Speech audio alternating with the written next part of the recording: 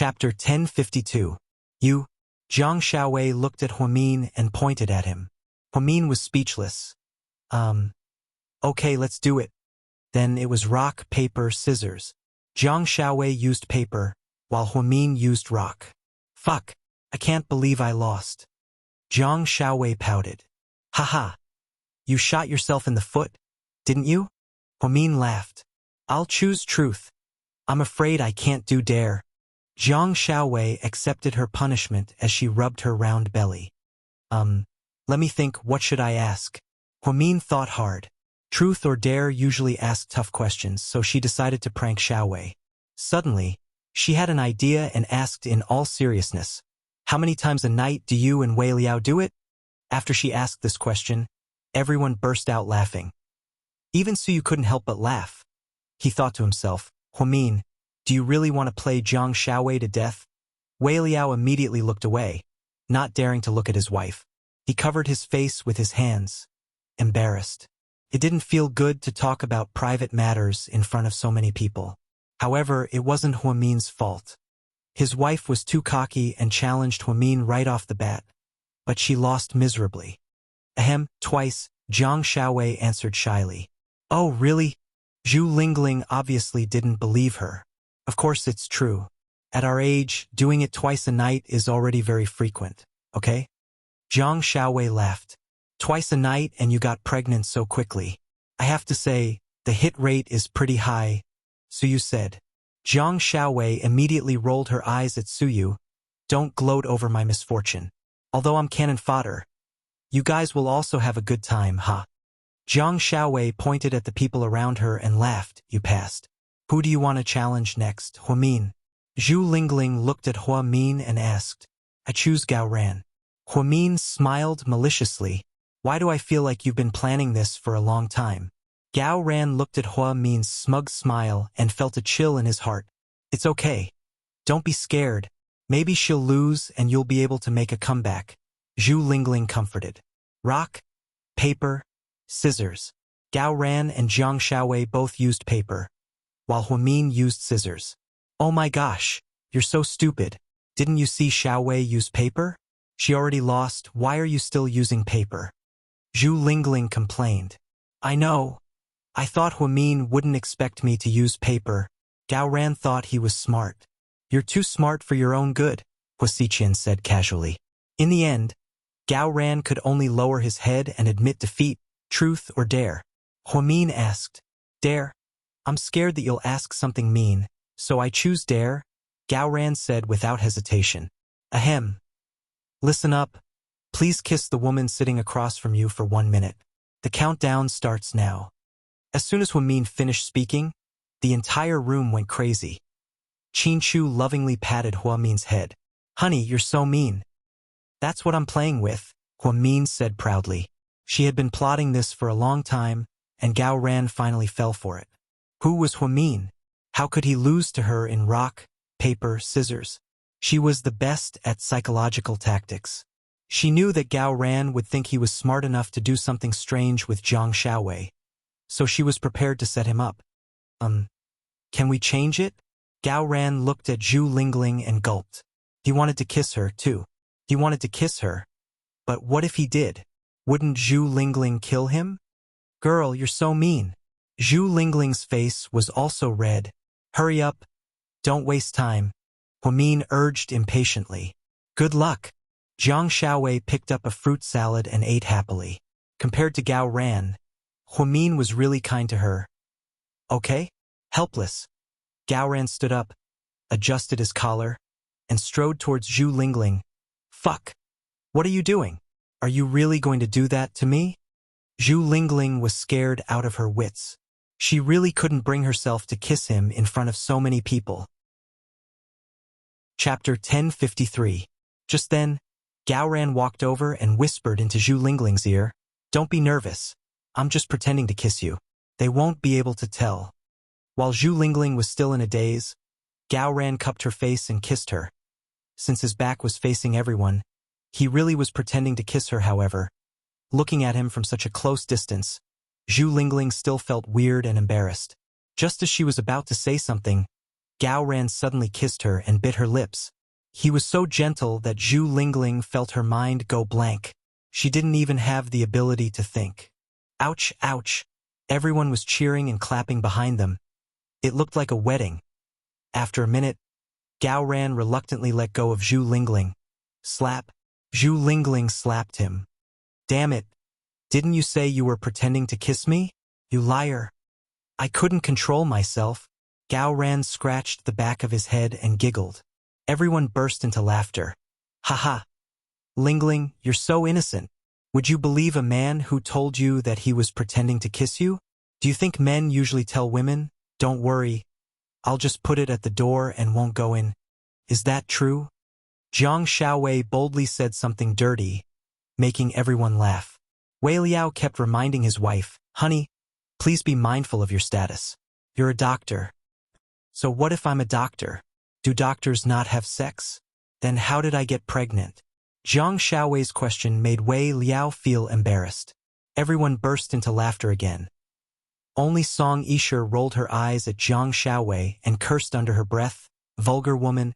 It was a good thing that Jiang Xiaowei didn't hear her, or else it would have been another world war.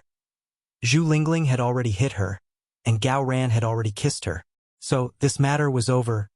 Then, Gao Ran became the next sponsor, and surprisingly he chose Qin Chu. Heh, do you want to take revenge? Huamin leaned in Qin Chu's arms and asked coquettishly. Of course not. Am I such a petty person? Gao Ran retorted. You are. Qin Chu and Huamin said in unison.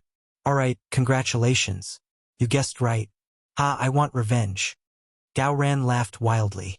Then, he exerted all his strength and began to play rock, paper, scissors with Qin Chu. The result was very sad. Gao Ran used the scissors, while Qin Chu used the rock. In the end, Qin Chu won. Idiot! Why did you use the scissors? Zhu Lingling was worried for him. Because Huamin used the scissors to win every battle. Gao Ran's forehead was covered in cold sweat. You're not Huamin. Why did you use the scissors? I'm worried for your intelligence. Zhu Lingling was speechless. Honey, you're the best. Huamin clapped her hands and cheered for Qin Chu. Truth or dare? Qin Chu stared at Gao Ran and asked with a smile. Truth. Gao Ran learned his lesson after being played by Huamin. He was afraid that Qin Chu, the big pervert, would ask him to give him another wet kiss. Chapter 1054. I'm a little surprised. I didn't think my brother-in-law would pick me. Huasichin slowly stood up and picked up a wet towel to wipe his hands like a gentleman. Qin Chu looked at him with a complicated expression. Then, the two men walked up to each other and threw their fists at each other. Surprisingly, Huasichin lost. Qin Chu won again. Huasichin used rock, while Qin Chu used paper. There was no evidence, no psychological warfare. It was pure luck. Unfortunately, I won. Qin Chu seemed to have known that he would win. Truth or dare? Qin Chu asked. Truth. Huasichin was a cautious person, so he wouldn't choose dare so easily. Truth was the most difficult part, and he could only answer a question. Dare, on the other hand, meant that he would never know what his opponent would ask him to do. Therefore, he chose dare without even thinking about it. Same question as before. Out of all the women, who do you like? Qin Chu stared into Huasichin's eyes and asked. Huasichin licked his lips and smiled meaningfully. His sister was really interesting. She must have done it on purpose, right? It seemed like it was premeditated as well. Huamin was slightly surprised. He looked up at Huasichin. She didn't know why, but she felt a little scared. She had a feeling that their duel had something to do with her. Mo Shuer, who was drinking red wine, paused for a moment. Then, she slowly sipped her wine, but her heart was in a mess. So you looked at Qin Chu and then at Huasichin. He seemed to have understood what was going on.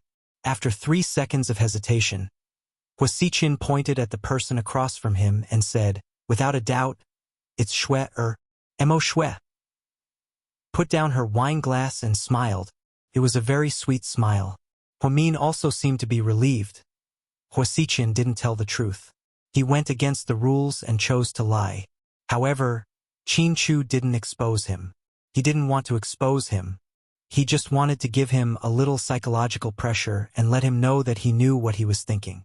Qin Chu stared into his eyes for a while before finally saying, "It's your turn to choose." "I choose Lord Su." Hua Xiqian didn't even think about it. Su slowly got up. Being called out by Hua Xiqian made him feel rather displeased. In fact, it was as if he had a premeditated plan against him. Everyone here had their own ulterior motives. The people they wanted to challenge, the things they wanted to do, and the questions they wanted to ask were all different. After a round of rock, paper, scissors, Suyu lost. Hua Xiqian used the scissors and Suyu used the paper. It was still a matter of luck. Truth or dare? Truth. Suyu was also a cautious person. His reasoning was the same as Hua Xiqian's. Whose picture is on your screensaver? Hua Xiqian asked a question that he already knew the answer to. He already knew that Hua Xiqian had a picture on his screensaver, but he still asked in front of so many people. At this moment, everyone looked at Suyu and Aiyang, Mo Shuer, Ingzi, and the others didn't know that Suyu's screensaver was a picture of someone. Qin Chu, Huamin, Gaoran, Zhu Lingling, Wei Liao, Xiao Wei, and even Song Yisher knew about Suyu's feelings for Huamin. However, Huamin didn't know about the screensaver before. Therefore, when he heard Hua Xiqian's question, he really panicked. Qin Chu looked at Hua Xiqian with disdain. He was purposely making things difficult for Hua Xiqian. However, Hua Xiqian passed the problem to Suyu and vented his anger on Suyu. Suyu was silent for 3 seconds. Then he opened his mouth. Everyone held their breaths and waited for Suyu's answer. Chapter 1055. Suyu said, "Word for word, I can't answer this question, so I choose dare." As soon as he said this, the entire room went into an uproar. If you didn't want to answer a truth question, you could choose dare. There was indeed such a rule. Hua Xiqian smiled proudly. "Drink an entire bottle of red wine in one go. You have 30 seconds. Aren't you being a little too hard?" Wei Liao was a little angry. Red wine was already strong, and drinking it in one go was already hard enough. 30 seconds? Wasn't he purposely toying with Suyu? "Lord Su, can't you take it?" Hua Xiqian looked at Suyu and asked with a smile. "I accept." Suyu nodded, indicating that he accepted Hua Xiqian's dare. "Lord Su." Wei Liao seemed a little worried. Suyu, ever since Zhang Xiaowei got together with Wei Liao, she also treated Suyu as a friend. Therefore, it was normal for the couple to be worried.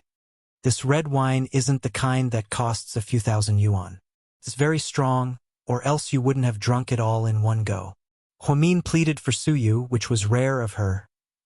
She also felt that this request was a little too hard. Qin Chu didn't say anything.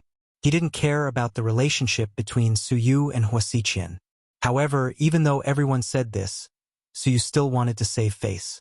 He couldn't tell everyone that he was the only one on his screensaver who accepted this challenge. Suyu picked up the red wine in front of him, tilted his head back, and gulped it down in one go. Hua Xiqian looked at his watch. It seemed like he was calculating the time. "Time's up," Hua Xiqian yelled out. Suyu had just finished his red wine. Song Yisher laughed and clapped her hands in schadenfreude. "Young Master Su, you're such a good drinker."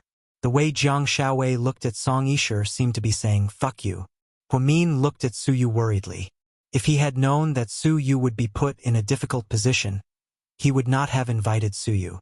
Huamin didn't like Suyu, but he didn't want to make things difficult for him. After all, he had lent a helping hand to her and Qin Chu when they were on the brink of death. There weren't many men like him in this world. Suyu was a real man. An honest and upright man. "It's finished." Suyu sighed and said softly. After saying that, he couldn't help but get up and rush to the bathroom, vomiting crazily. The red wine was too strong. Even with his high alcohol tolerance, he felt a little dizzy. "Is he okay?" Zhang Xiaowei looked at him worriedly. Huamin got up and went to the kitchen to pour a glass of warm water for Suyu. "Thank you." Suyu took the warm water and drank it in one gulp. He seemed to feel a little better. If you can't drink, then don't choose dare. Even if you answer the truth, no one will laugh at you. Huamin looked at Suyu and said in all seriousness. Suyu looked at Huamin with a complicated expression. He only felt that her face was a little blurry. Perhaps it was because of the alcohol, but after standing for a while, he slowly replied, I'm afraid that they'll laugh at you. Huamin's body trembled, as if she was shocked by Suyu's words. Who would have thought that an arrogant person like Suyu would think for others? She had to admit that she was shocked. She also indirectly verified one thing, and that was that she was Suyu's screensaver. After being stunned for a while, Huamin slowly replied, Suyu, don't say anymore. I know that between us, it's impossible. You have Chinchu and you love him a lot. You're willing to die for him, I understand. You don't have to say it to me, I understand. Suyu interrupted Huamin and said everything that she wanted to say. For the first time, Huamin felt speechless. Don't worry, I won't cause you any trouble. I just want to silently like you. Silently like you. After speaking, Suyu smiled bitterly and staggered out of the bathroom. Next I choose Wei Liao. Suyu continued to call out names and played truth or dare with them. Huamin stood in the same spot, thinking about Suyu's words and feeling very uncomfortable. In the end, everyone called out names except for Song Yisher. She sat there awkwardly. In the end, she couldn't take it anymore. So she stood up and said, Chin Chu, can I choose to play rock, paper, scissors with you? Chapter 1056. Before Chin Chu could refuse, Huamin came back from the washroom. My husband won't play with you. If you want to have fun, I can play with you. Okay. Song Yisher looked at Huamin provocatively. This woman won't turn back until she hits the wall. After being played by Huamin, she still wants to hit the wall. She's so cheap. There are 3 levels in the sword manual. Top, middle, and bottom. I'm speechless that she chose the bottom. Zhu Lingling was good at scolding people. After hearing what she said, Gao Ran chuckled. So you're saying that she's cheap? Gao Ran asked in a low voice. Zhu Lingling ignored Gao Ran.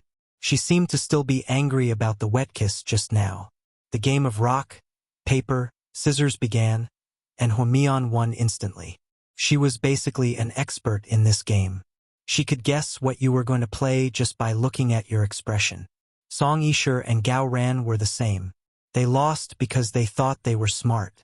Truth or dare? Huamin let her choose. Truth. She was looking forward to Huamin asking her who she liked.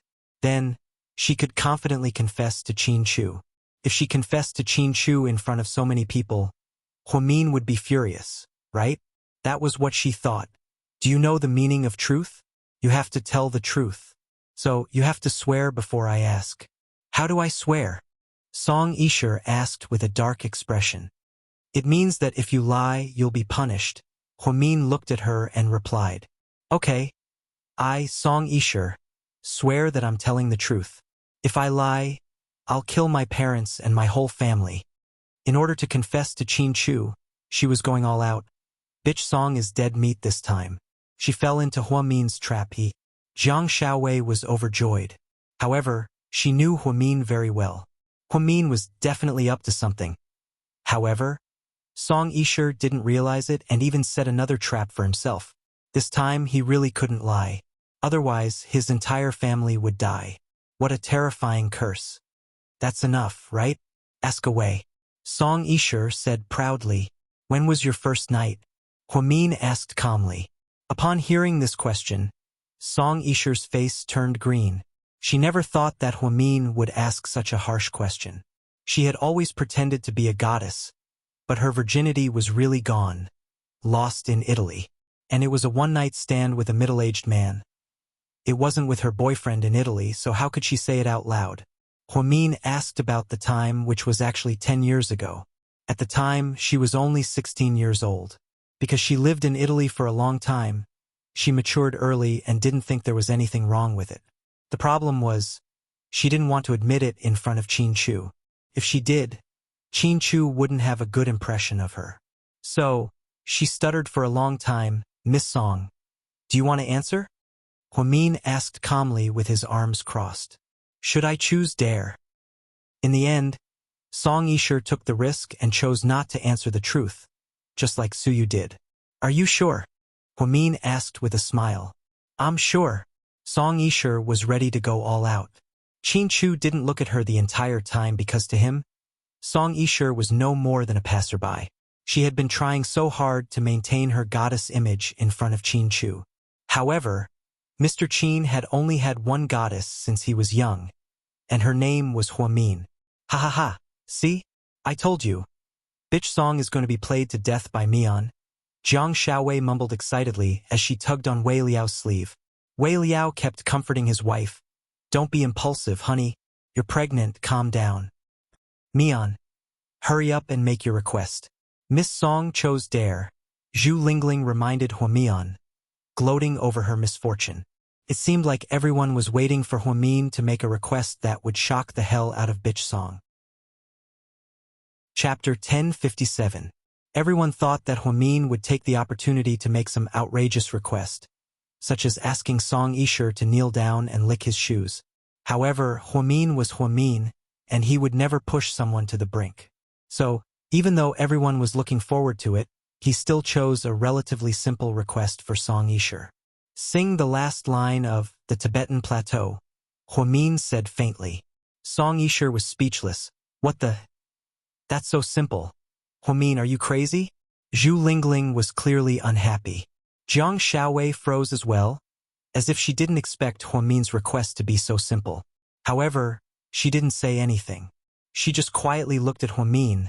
My little sister Mian is really merciful. It's so simple, Miss Song. Why aren't you singing? Even Huasichin thought that Huamin was being merciful, so he smiled at Song Yisher. She was wearing a noble mermaid princess dress, and her face was red as she stood up. Truth be told, she had studied pop music professionally, and she could even sing in 9 languages. However, she had never tried singing a song as ethnic as the Tibetan Plateau, nor had she ever sung that very high last line. Everyone looked at Song Yisher. Perhaps she realized that she had to do what she said. So after some thought, she clenched her teeth and sang, that is, the Tibetan Plateau. When she reached the highest note, her voice broke. Even though Song Yisher sang it, it was still very unpleasant. It was like a ghost crying and a wolf howling. If it wasn't for the fact that she was a folk singer and her voice wasn't loud and clear, very few people could sing the last line of the Tibetan Plateau perfectly. Even though many celebrities had covered this song, Huamin still felt that the original singer, Li Na, sang it the best. She had a strong Tibetan accent. Song Yisher held her breath and finished singing. As expected, everyone looked at her mockingly. Then, a shocking scene occurred. Song Yisher was actually crying. She stood there and sobbed softly. What are you doing? Are you a sore loser? Jiang Xiaowei couldn't stand her pretentious attitude. She was such a bitch. I just feel that. Today was a bit embarrassing. Maybe you all have some misunderstandings about me, so you all don't really like me. Can tell. Since that's the case, I'll leave first. After speaking, Song Yisher walked out. She cried as she walked. None of the people in the room moved. No one wanted to have too much contact with someone like Song Yisher. Huamin didn't want to follow up and ask, because that would make him seem like a saint. He didn't like her in the first place, so why did he have to pretend to like her? Sometimes it was better to be simple between people. If it was too complicated, it would be uncomfortable. Honey, do you want the chauffeur to drive her home? Huamin looked at Qin Chu. No need. It's better that she's gone. After speaking, Qin Chu looked around. Seeing that everyone was drinking to their heart's content, he nodded and whispered a few words into Uncle Li's ear. Not long after, Uncle Li came out with another box of red wine. This time, it was even better than the one before. Huamin, why didn't you teach Bitch Song a lesson? It was a perfect opportunity for revenge. Jiang Xiaowei didn't hesitate to call Song Yisher a bitch in front of everyone. No one was surprised. They seemed to think that Jiang Xiaowei was right. To be honest, I have my own selfish motives. I wanted to vent my anger, but if I did that, I would become like her. I don't want to do that. I can't lose my principles for my own selfish reasons, Huamin said faintly.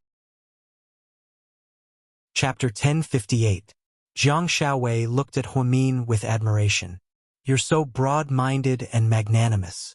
It's not appropriate to not forgive your enemy. But you also wouldn't take the initiative to set her up. You're so righteous, I think many men can't compare to you. Jiang Shaowei was full of praise for Huamin. Wei Liao often thought that it was a good thing that Jiang Shaowei and Huamin were both women. If one of them was a man and the other was a woman, there probably wouldn't be anything between him and Qin Chu. The two of them would be a couple. After Song Yisher left, the atmosphere seemed to be better. Mo Shui'er and Ni Yang both sang their new songs. Gao Ran showed off his dart skills. It was very good, as expected of the good cop of the people. Everyone chatted and played as they ate. No one seemed to be unhappy about Song Yisher's departure. Su Yu, on the other hand, seemed a little lonely. He was dressed as Lucifer, so it was destined that he would be unique today. The truth was, he didn't dress up as the fallen angel Lucifer to attract attention. He was different from Song Yisher. Song Yisher was the one who dressed up as a mermaid and pretended to be a princess purely to attract attention. He suddenly thought of Lucifer and felt sad. Then, he felt that Lucifer was very similar to himself. He didn't think that it would cause such a big reaction. When it was time to take photos, Zhu Lingling and Jiang Shaowei both took photos with Su Yu with their phones. His black and gold wings were too awesome. They were unbelievably handsome, mysterious, cold, and low-key. He wasn't in the immortal realm or the demon realm. He was just a lonely existence in the dark world. Jiang Shaowei felt that this identity was very suitable for Su Yu's current state of mind. He loved Huamin deeply but couldn't get her. However, they were all smart people. No one mentioned Su Yu and Huamin again. In the end, everyone drank until they were high. Ni Yang sat in front of the piano and played a dance song. Everyone held their wine glasses and began to dance. Even Huamin, who had always been reserved, was having fun with Zhu Lingling. Su Yu, on the other hand, was quietly watching them from the side. He didn't know why, but he actually felt out of place in such a situation. At this time, Qin Chu walked over to Su Yu with a glass of red wine. Thank you from the military doctor. I haven't had the chance to thank you. Qin Chu's voice was very calm. Just like Huamin, he never showed his emotions on his face. His face had a calmness that did not match his age. The black vampire costume made him look even more handsome and outstanding. Su Yu tilted his head and looked at Qin Chu. You don't have to thank me. I didn't do it for you. I know you didn't do it for me. I used to think that you liked Huamian because you couldn't get her or because you were curious. But now, that doesn't seem to be the case. Qin Chu never thought that he would one day be able to talk to Su Yu calmly. Moreover, they talked about his feelings for Huamin. My feelings for Huamin. Forget it, there's nothing left. You're very lucky. Qin Chu. Sometimes I'm so jealous of you that I'm going crazy. You only appeared a few years before me, and you already occupied her entire life. To be honest, I was scared out of my wits the day of your surgery. I didn't think about anything at that time. There was only one thought in my mind, and that was that I wanted Huamin to live. So, I'd rather you continue to live so that I can see her in perfect condition. Su Yu said in all seriousness. Qin Chu held his wine glass and didn't say anything. He just quietly looked at Huamin, who wasn't too far away. She was holding hands with Zhu Lingling and doing a funny bunny dance. She looked extremely cute as she hopped around. She had a smile on her face that girls her age should have. Huamin looked especially beautiful when she smiled. Because she looked very childish, it brought out the purest part of her heart. Qin Chu looked at her seriously, and Su Yu's gaze was extremely gentle. Two equally outstanding men both had their eyes on Huamin. No matter how much they looked at her, they couldn't get enough of her. Just then, Su Yu said, "Don't relax. If you want to have her forever, you have to treat her well for the rest of your life. Otherwise, if you let her down, I'll definitely take her away from you," Su Yu threatened. Chapter 1059. You won't have the chance to make a move. Mian belongs to me in this life, the next life, and the life after that, Mr. Qin said proudly. Su Yu watched quietly without saying anything. He knew that Qin Chu loved Huamin dearly as well. He loved her so much that he was willing to sacrifice a lot. This wasn't something an ordinary person could accept. So you once said that the kind of relationship he hated the most was childhood sweethearts. Because he appeared a few years later, he never had the chance to get involved. He didn't even have the chance to compete with Huamin. He felt like he had traveled back in time to his youth. Instead of joining the army, he went to second high school to get to know that arrogant girl. The lights in South Hill Manor were on the entire night, and everyone played all night. They seemed to be in a good mood. From Christmas Eve to Christmas Day, they welcomed a different holiday. At midnight, Uncle Lee acted like Santa Claus and pushed a cart out. There were many beautifully packaged peace fruits in the cart. Huamin casually picked up a peace fruit and handed it to Suyu. Here, it's almost the end of the year. I hope you'll be safe in the new year. Huamin gave Suyu the best of wishes. She smiled at him. Suyu slowly took the apple from Huamin's hand and didn't say anything. If he remembered correctly, this was the first real gift that Huamin gave him. His hands trembled slightly. Looking at the ordinary apple, he felt like his heart was heavy. What? Do you think it's cheap? Huamin asked with a smile. No, Suyu immediately explained. Haha, take it. There's a legend that if you eat a peace fruit, you'll be safe forever. You're Lord Su, the richest man in the world. You don't lack money, you can have anything you want.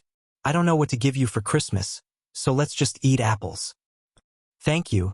Suyu held the apple tightly and thanked Huamin with mixed feelings. After that, Huamin distributed the fruits to everyone one by one. He took a fruit knife and cut one in half and gave it to Chin-Chu. Honey, from now on, as long as you're safe, I'm safe, Huamin said slowly. When Chin-Chu heard Huamin's words of love, he was slightly moved. He took half of the apple and took a small bite. Huamin looked at Chin-Chu happily as he ate. Even his smile was filled with sweetness. When Suyu saw this scene from the side, he only felt that his eyes were a little sour. See? I told you not to come to Chin-Chu and Huamion's places in the future. Otherwise, you'll be looking for trouble again. Wei Liao patted Suyu's shoulder from behind. It's okay. I've been tempered into steel. My heart is no longer made of glass. Then what is it? Wei Liao asked curiously. It's made of tempered glass, Suyu replied with a smile. Damn. Isn't tempered glass still glass? It's the same as a bird, Wei Liao exclaimed with a smile. After Song Yisher left South Hill Manor, she didn't go home. Instead, she angrily drove to the Qin Manor. When she arrived, Lady Qin was putting on a face mask. Qin Yuman wasn't feeling well, so he had already gone to bed. Mrs. Qin, she walked over in a spoiled manner. Sure, it's so late. Why are you here? Lady Qin was surprised to see Song Yisher. Wah, Mrs. Qin, I'm so useless. I've embarrassed you. Song Yisher suddenly started crying out of nowhere. Seeing Song Yisher like this, Lady Qin was dumbfounded. Chapter 1060. Although she didn't like Song Yisher and her mother because of Chin-Chu, to be honest, they had known each other for years. Song Yisher had even lived here for a year when she was young, so she still liked her. Seeing her cry, Lady Qin immediately walked over and put her arm around her shoulders to comfort her. What's wrong, Sher? Who bullied you? Tell Mama Qin. Mama Qin, I'm so useless. I ruined Chin-Chu's party. I know I'm an idiot, so I can't beat them at games. I keep embarrassing myself and even gave Huamin something to use against me. I know Huamin didn't do it on purpose, but I just can't bring myself to do it. I've never embarrassed myself like this before. Mama Qin, I'm sorry, Song Yisher said incoherently. In the end, she even apologized to Lady Qin, which made Lady Qin even more confused. Sure, don't cry. Can you tell me what happened? Song Yisher raised her head and looked at Lady Qin with tears in her eyes. Then, she explained what happened. Mama Qin, isn't today Christmas Eve? Huamin and Chin-Chu held a private party at South Hill Manor and invited me, but I was too naive and thought wrong. I dressed up as a mermaid and pissed them off. Huamin's friends ganged up on me, but I didn't mind. After all, I went because of Chin-Chu. But later, they said something to Chin-Chu, and Chin-Chu ignored me. In the end, They even played a perverted game to embarrass me. Maybe it's because I just came back to China that I'm not used to prank games. What game? Lady Qin asked curiously. Huamian was the one who asked me outrageous questions. She even made me swear that if I lied, my parents and my whole family would die. What? That's outrageous? Lady Qin's face darkened. Maybe Huamian didn't do it on purpose. Maybe he did it for the entertainment effect of the game? Song Yisher cried. No matter what the effect is, you can't use your parents as entertainment. No, I have to ask her. Then, Lady Qin picked up the phone and was about to call Huamian. Mama Qin, Song Yisher, I don't want to do it. It's okay for me to suffer, but if your relationship with Huamian becomes strained because of me, then I'll be a sinner. I don't want you guys to do that. Huamian's Mian. Lady Qin felt a little heartbroken a little bit. Because you are, because you're Mian? If I don't think for you, who else should I think for? It's okay, Mama Qin, you should go to sleep. I just wanted to talk to you because I felt uncomfortable. Please don't take it to heart. I don't want you to misunderstand Huamian, right? Song Yisher changed the topic and began to pretend to be a good person again. After talking to Lady Qin for a while, Song Yisher turned around and left. Lady Qin watched as Song Yisher left the Li mansion. Instead of calling Huamian, she went upstairs to talk to Qin Yumin about what happened. After the incident with Qin Chu, Lady Qin seemed to have thought things through. Her only son was hanging by a thread between life and death. After going through such a dangerous situation, she seemed to have gotten over it and knew that she had something to discuss with her husband. After explaining what happened, Lady Qin asked, Dad, what do you think about this? Do you believe what Shirshir said? Qin Yumin didn't directly answer. Instead, he asked a question of his own. Chapter 1061. It's hard to say.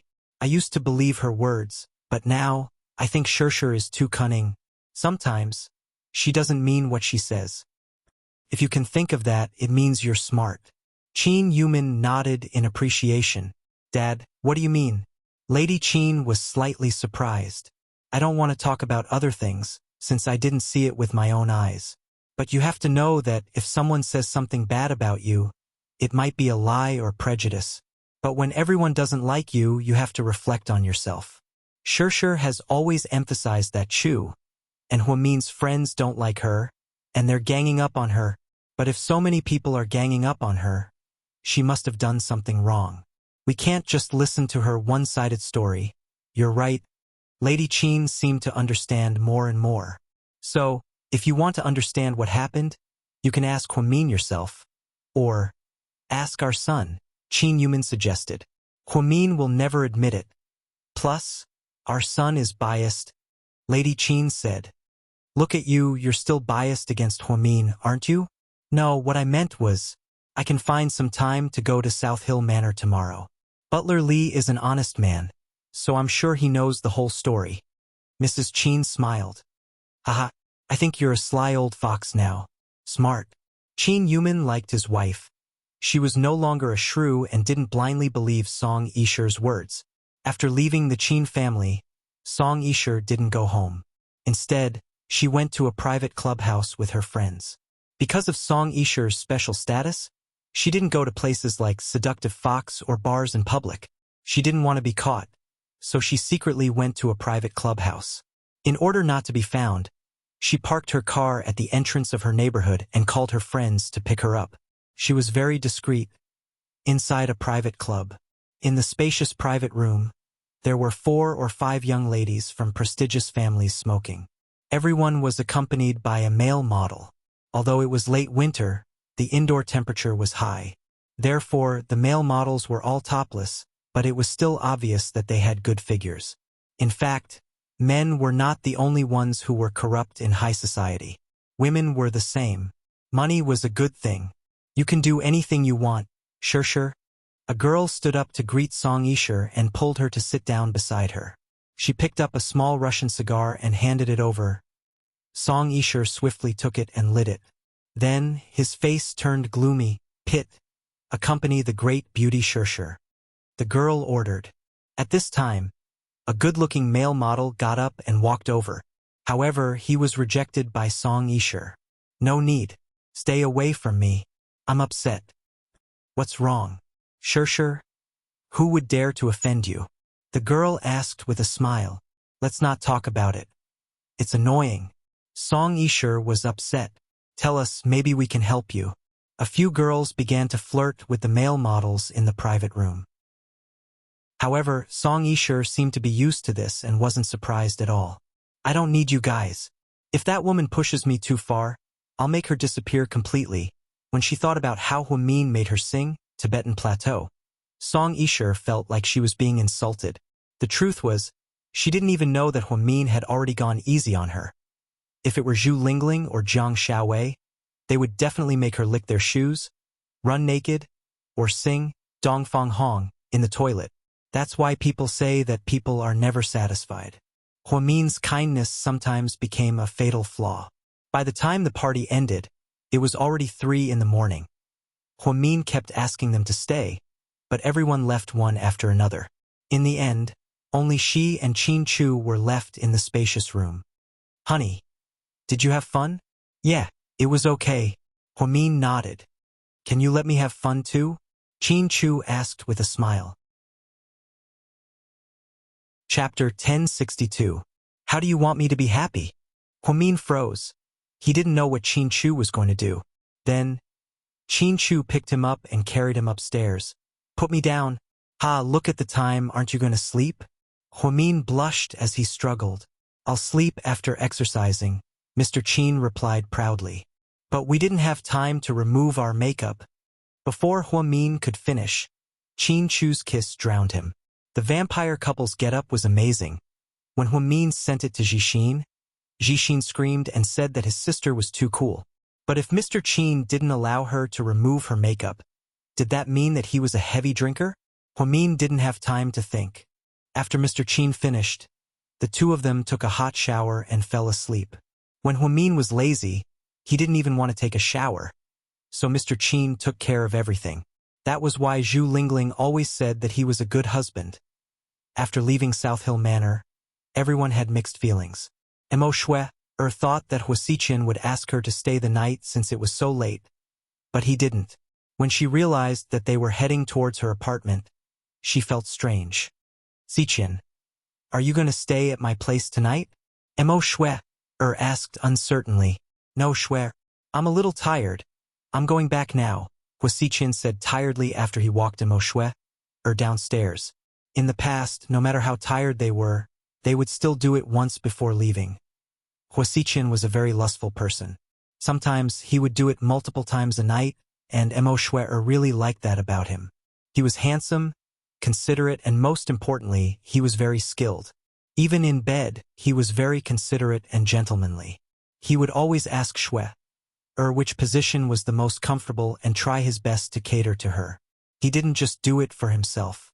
Therefore, love aside, Huasiqian was really a very, very good bed partner. Putting aside the fact that he was her bedmate, she really loved him. When Mo Shui saw that Huasiqian was about to leave, she kissed Huasiqian on the lips without hesitation. Huasiqian appeared very calm in the face of the sudden enthusiasm. He didn't push Mo Shui away, but he didn't respond to her either. Mo Shui let go of him in disappointment when he didn't respond. Do you hate me that much? She whispered. Shui, you should understand that I don't hate you. You just don't like me, right? Mo Shui smiled bitterly. Huasiqian remained silent.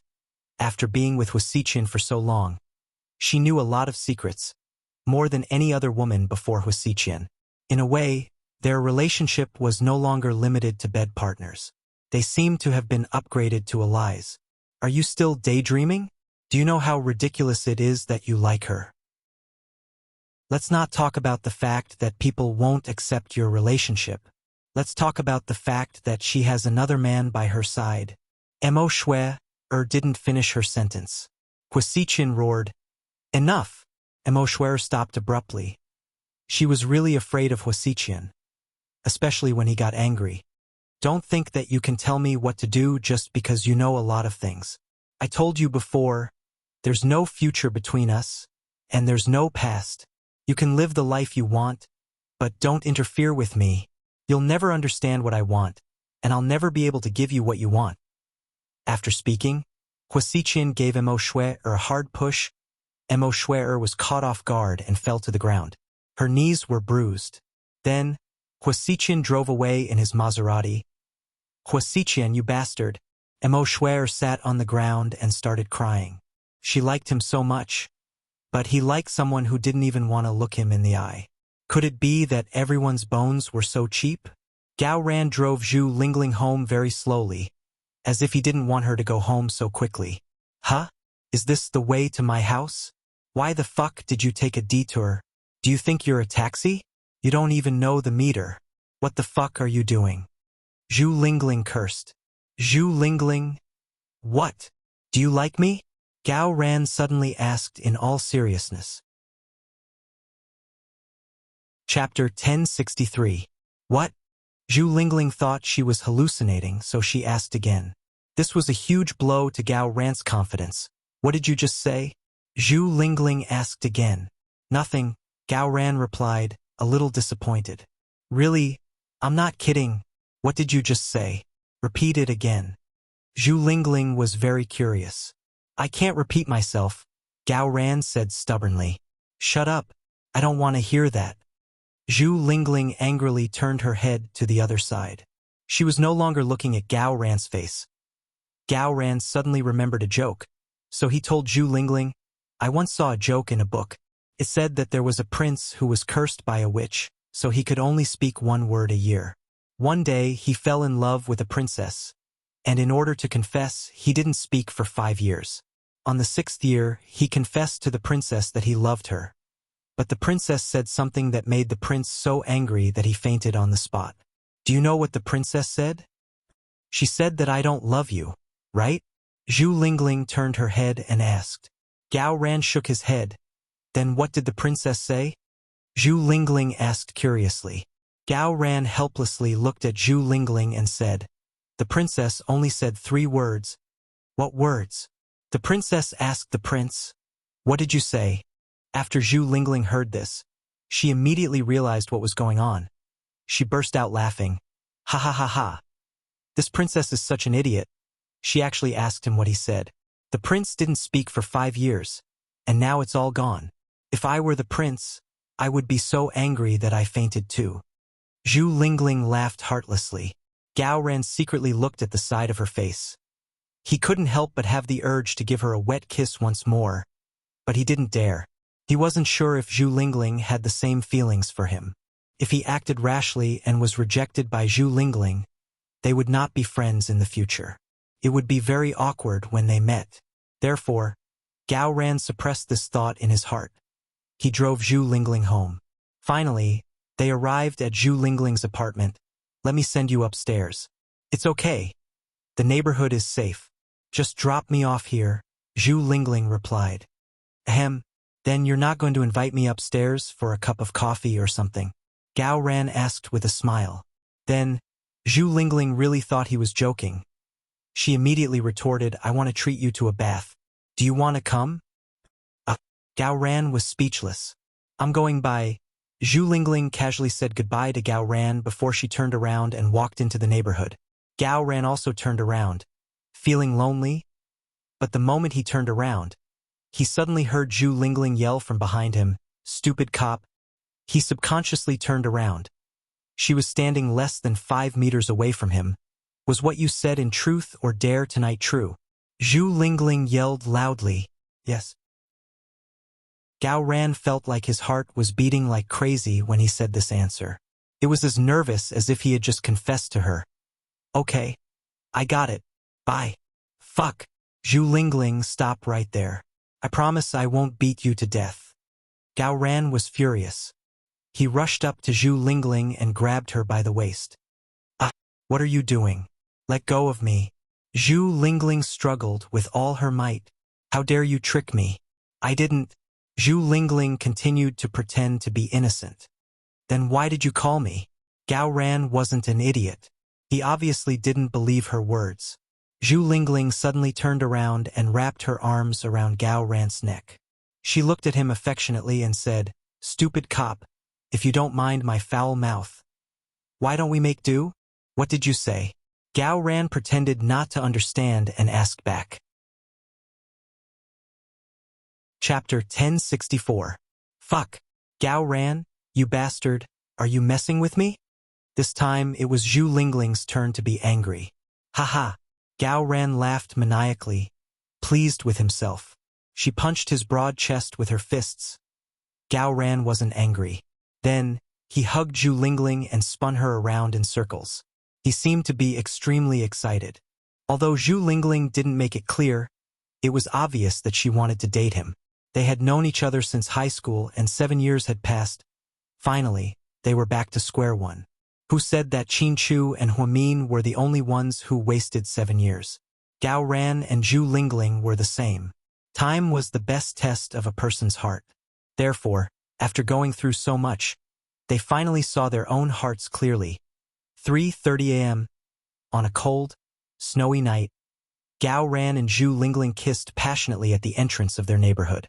Their passion was enough to melt the entire snowfield.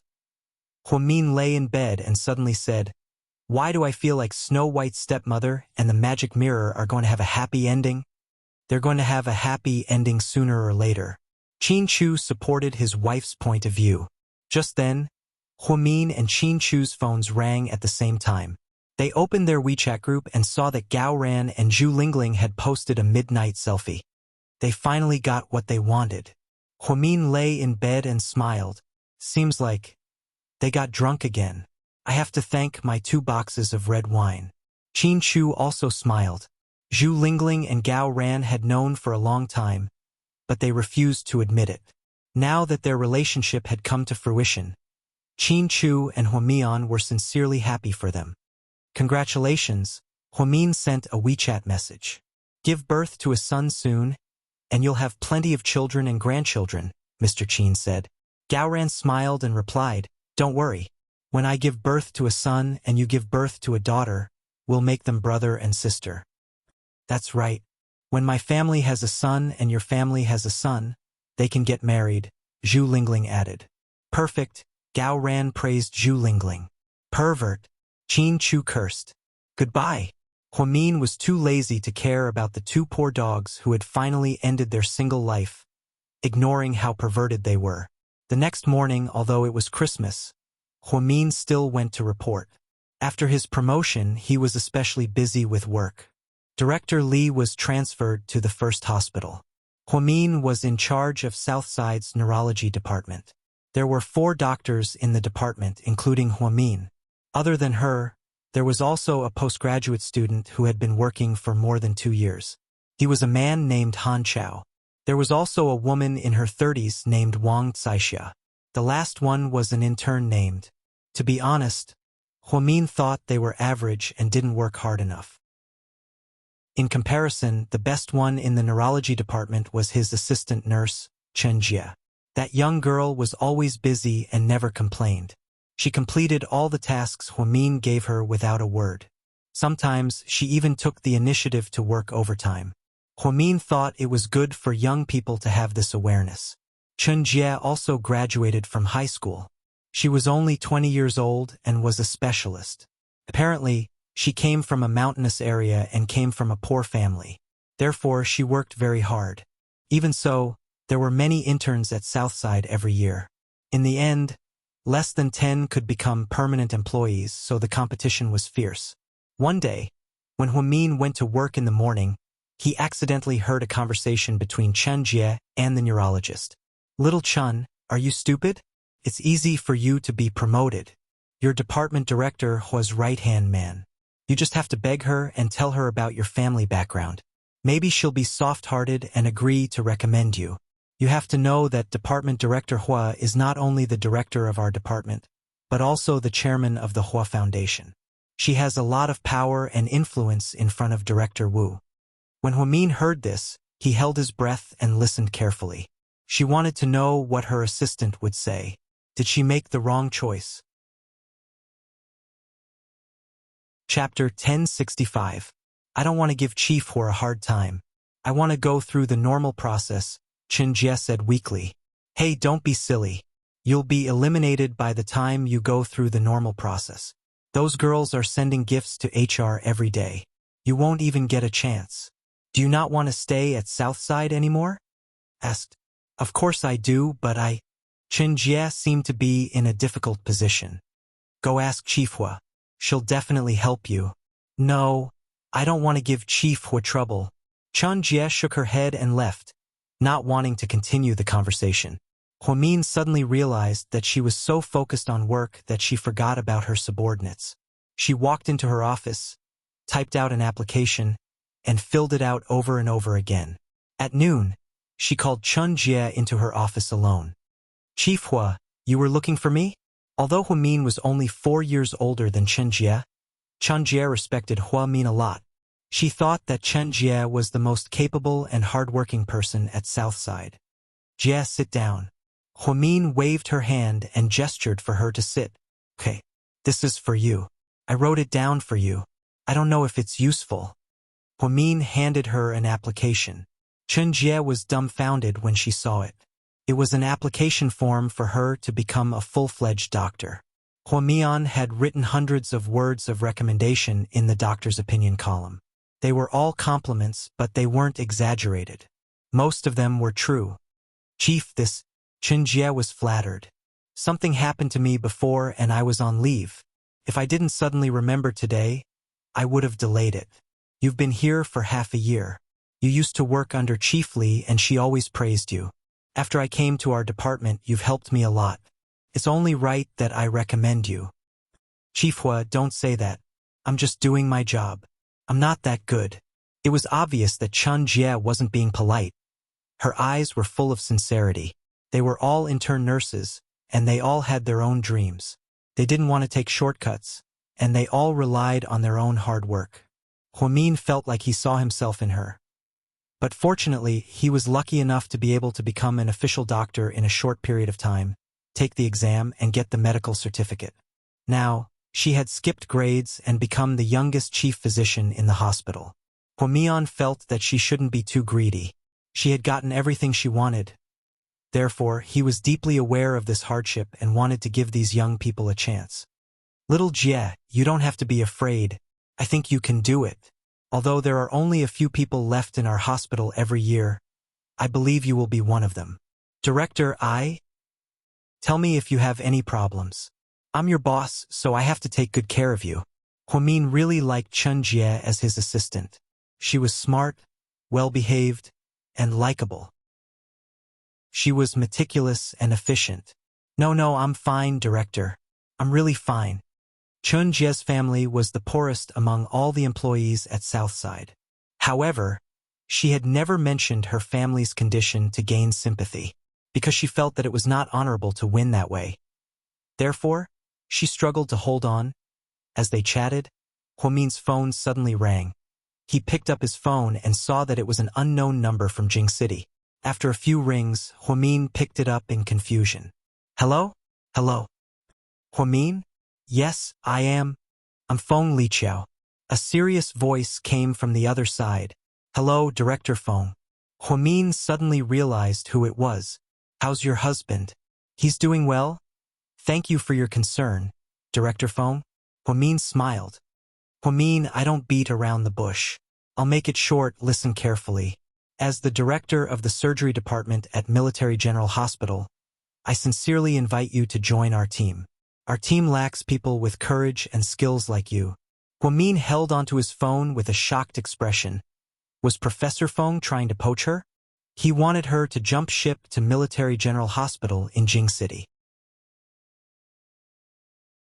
Chapter 1066. To be honest, Huamin did not expect Professor Feng to call him again. After all, Professor Feng was a person of high status. That was a military order given by Su Yu's grandfather. To be honest, Huamin did not want to have anything to do with people from the military. After all, Zizi's waters were too deep. Therefore, when Professor Feng called Huamin and said those words, Huamin was still very shocked. Professor Feng, Huamin did not know what to say for a moment. Huamin, listen to me first. I don't know if Old Wu has told you that I'm no longer accepting apprentices. The old Wu that Professor Feng mentioned was none other than Wu Zhongxing, the boss of the Southern District. He did. President Wu said that you are a very prestigious and authoritative expert in our country. Don't flatter me. I've told old Wu that I won't take any more disciples, but you really shocked me. It's not like there aren't surgeries to remove a bullet near the heart in our country. And it's not like there haven't been any successful surgeries. It's just that when you performed the surgery, you were so calm and composed, and your superb skills really made me look at you in a new light. To be honest, I never dreamed that such an amazing person would appear in a small city like yours, and you're even a young girl who's not even 25 years old. I was really shocked. It's really a waste of talent for a person like you to stay in Southside and that small city. Come to the capital and be my disciple. Unpolished jade is polished after many years, and I will definitely turn you into the top internal medicine doctor in the country. Professor Feng was a very serious old man. Since he said so much at once, he must really want Huamin to go over. Professor Feng, I thank you for your recognition and affirmation. I know that there must be a lot of people who dream of being your apprentice, but Huamin paused. Is there a problem? Professor Feng asked. It's not a problem. It's just that I don't want to leave. My family and friends are here, and my husband's career is also here. I have a lot of feelings for this place. Although this is only a small city and not as big as the capital, I want to stay here for the rest of my life, Huamin said sincerely. Don't you want to pursue your dreams? Professor Feng frowned slightly, as if he was not optimistic about Huamin's future prospects. My dream is to be an outstanding doctor one day, and now I think I've done it. My other dream is to be with the person I love, and I've done it, Huamin said with a slight smile and replied to Professor Feng. But don't you have ambition? Don't you want to be better and better? Professor Feng asked, unwilling to give up. Huamin smiled again and said, actually, I've never been a career-minded woman, and I don't have many goals. I just want to live a peaceful life. Thank you for your kindness, but I really don't want to leave here. In the end, Huamin smiled and rejected Professor Feng's invitation. You really don't want to reconsider? Professor Feng did not give up and asked again. For him, Huamin was indeed a medical genius. She was not even 25 years old, graduated from a third-rate medical school and started out as a nurse, but she was proficient in ophthalmology, brain surgery, neurology, obstetrics and gynecology, and orthopedics, and she could independently complete the most difficult internal medicine surgery. These amazing statistics really made Professor Feng, who had always been very strict, admire her very much. He even wanted to make an exception and accept her as his disciple. If it were someone else, they would probably be jumping for joy, but Huamin politely rejected him. He had to admit that she was a strange woman. I won't reconsider. I'm sorry to disappoint you, Huamin said. It's okay. Call me when you've thought it through. Professor Feng was still stubborn. Okay, Huamin smiled. After hanging up the phone, she immediately sent a WeChat message to Qin Chu. Honey, I'm going to the capital.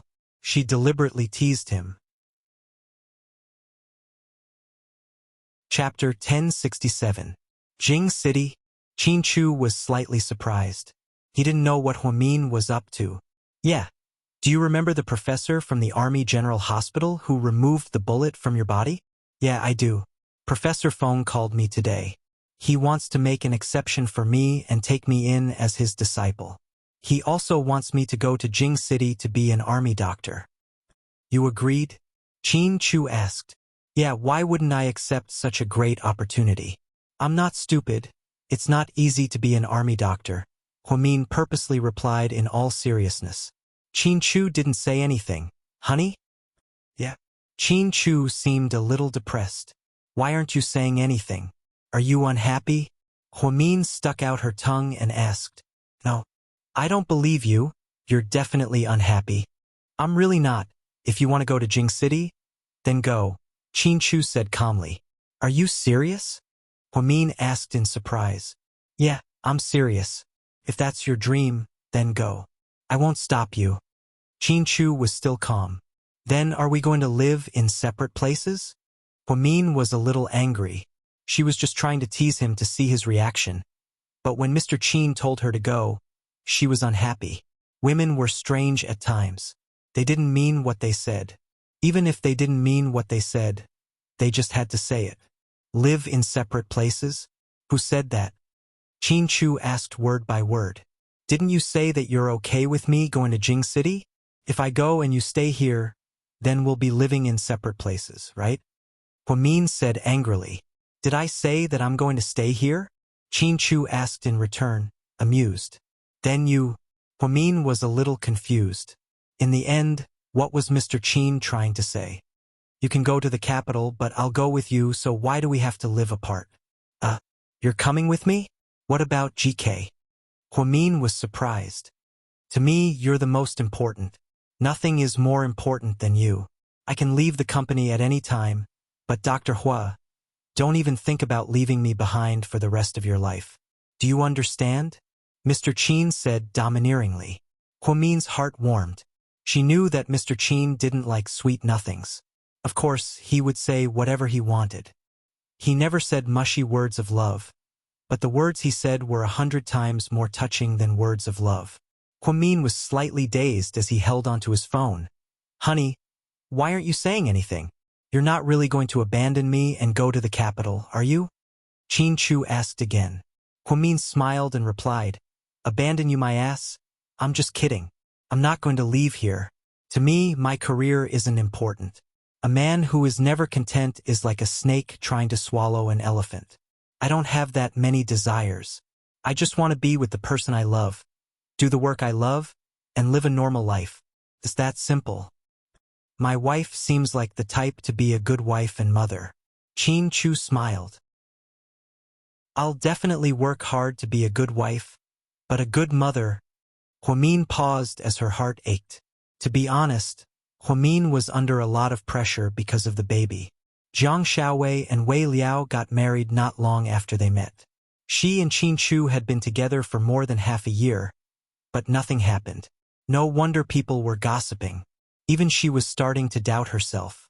Perhaps sensing Huamin's feelings, Qin Chu comforted her. Mian, remember, I didn't marry you to carry on the family line. Whether you have a baby or not, I'll still treat you the same. Don't think too much. Honey, to be honest, you want a baby too, right? Huamin asked sadly. Chapter 1068. Before Qin Chu could finish his sentence, Huamin interrupted him again. Tell me the truth. Don't mind my feelings. I just want to hear what's in your heart. Huamin emphasized again. To tell you the truth, I do. Qin Chu replied word by word. Huamin's heart immediately sank. But, compared to children, I care more about you. It's a shame that we don't have children, but I can't live without you. The reason I want children is because I want you to give birth to them. Mian, to be honest, sometimes I fantasize that we will have a daughter who looks like you. I'll be with her, growing up, going to school with her, being with her when she gets married. Just thinking about that makes me feel touched. But you have to know that I don't like you because of her. It's because I love you too much. That's why I want her. That's why I can't force this. I believe in fate. If I get it, I'll be lucky. If I don't, it's my fate. You're right. A man whose heart is content is like a snake trying to swallow an elephant. I'm already satisfied with having you in my life. As for the rest, I'll leave it to fate. After Qin Chu finished speaking, Huamin was extremely touched. She rarely heard Qin Chu say so much at once. For the naturally arrogant Mr. Qin, it was in his nature to be a man of few words. There was only one reason why he could suddenly become so talkative, and that was to persuade Huamin to get over it. That was the most important thing for him right now. Honey, Huamin was a little choked up. Honey, promise me, don't pressure yourself. We'll leave it to fate, okay? Qin Chu's tone was extremely gentle. It was a gentleness that he only showed to Huamin. Thank you, honey, Huamin finally said. After hanging up the phone, Huamin felt a lot more relaxed. Qin Chu's words touched her deeply. As the saying goes, if there's something in life, then there's bound to be something. If there's nothing, then don't force it. It seemed that children really couldn't be forced. Then, as Qin Chu said, let nature take its course. Huamin helped his assistant, Chun Jie, write an application and submit it. He received a few more patients in the afternoon. After a busy day, Huamin got off work in the evening. She was just about to call Qin Chu and ask him what he wanted to eat for dinner. Jiang Xiaowei pushed open the door and walked in. "Big sister, am I seeing things? Why are you here?" Huamin looked at Jiang Xiaowei in surprise. This woman was really in a rush. She didn't even inform him in advance that she was coming. She was already beyond willful. "I knew it was almost time for you to get off work, so I came directly to stop you." Jiang Xiaowei smiled. "Professor Jiang, what can I do for you?"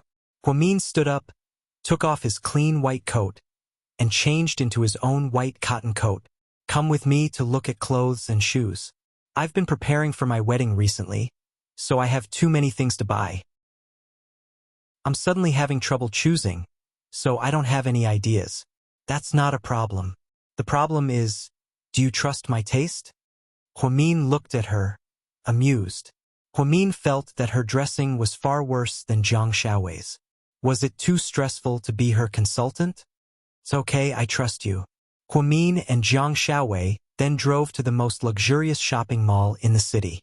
Inside the socialite pavilion, Jiang Xiaowei tried on one item after another, but she still couldn't make up her mind. Huamin gave her suggestions while sweetly texting Qin Chu on WeChat. Just then, a woman walked into the socialite pavilion. Huamin looked up and was surprised when he accidentally glanced over. It was Hu Yanyan, whom he hadn't seen in a long time. Ever since Shin Jiani's accident, she didn't seem to be doing well.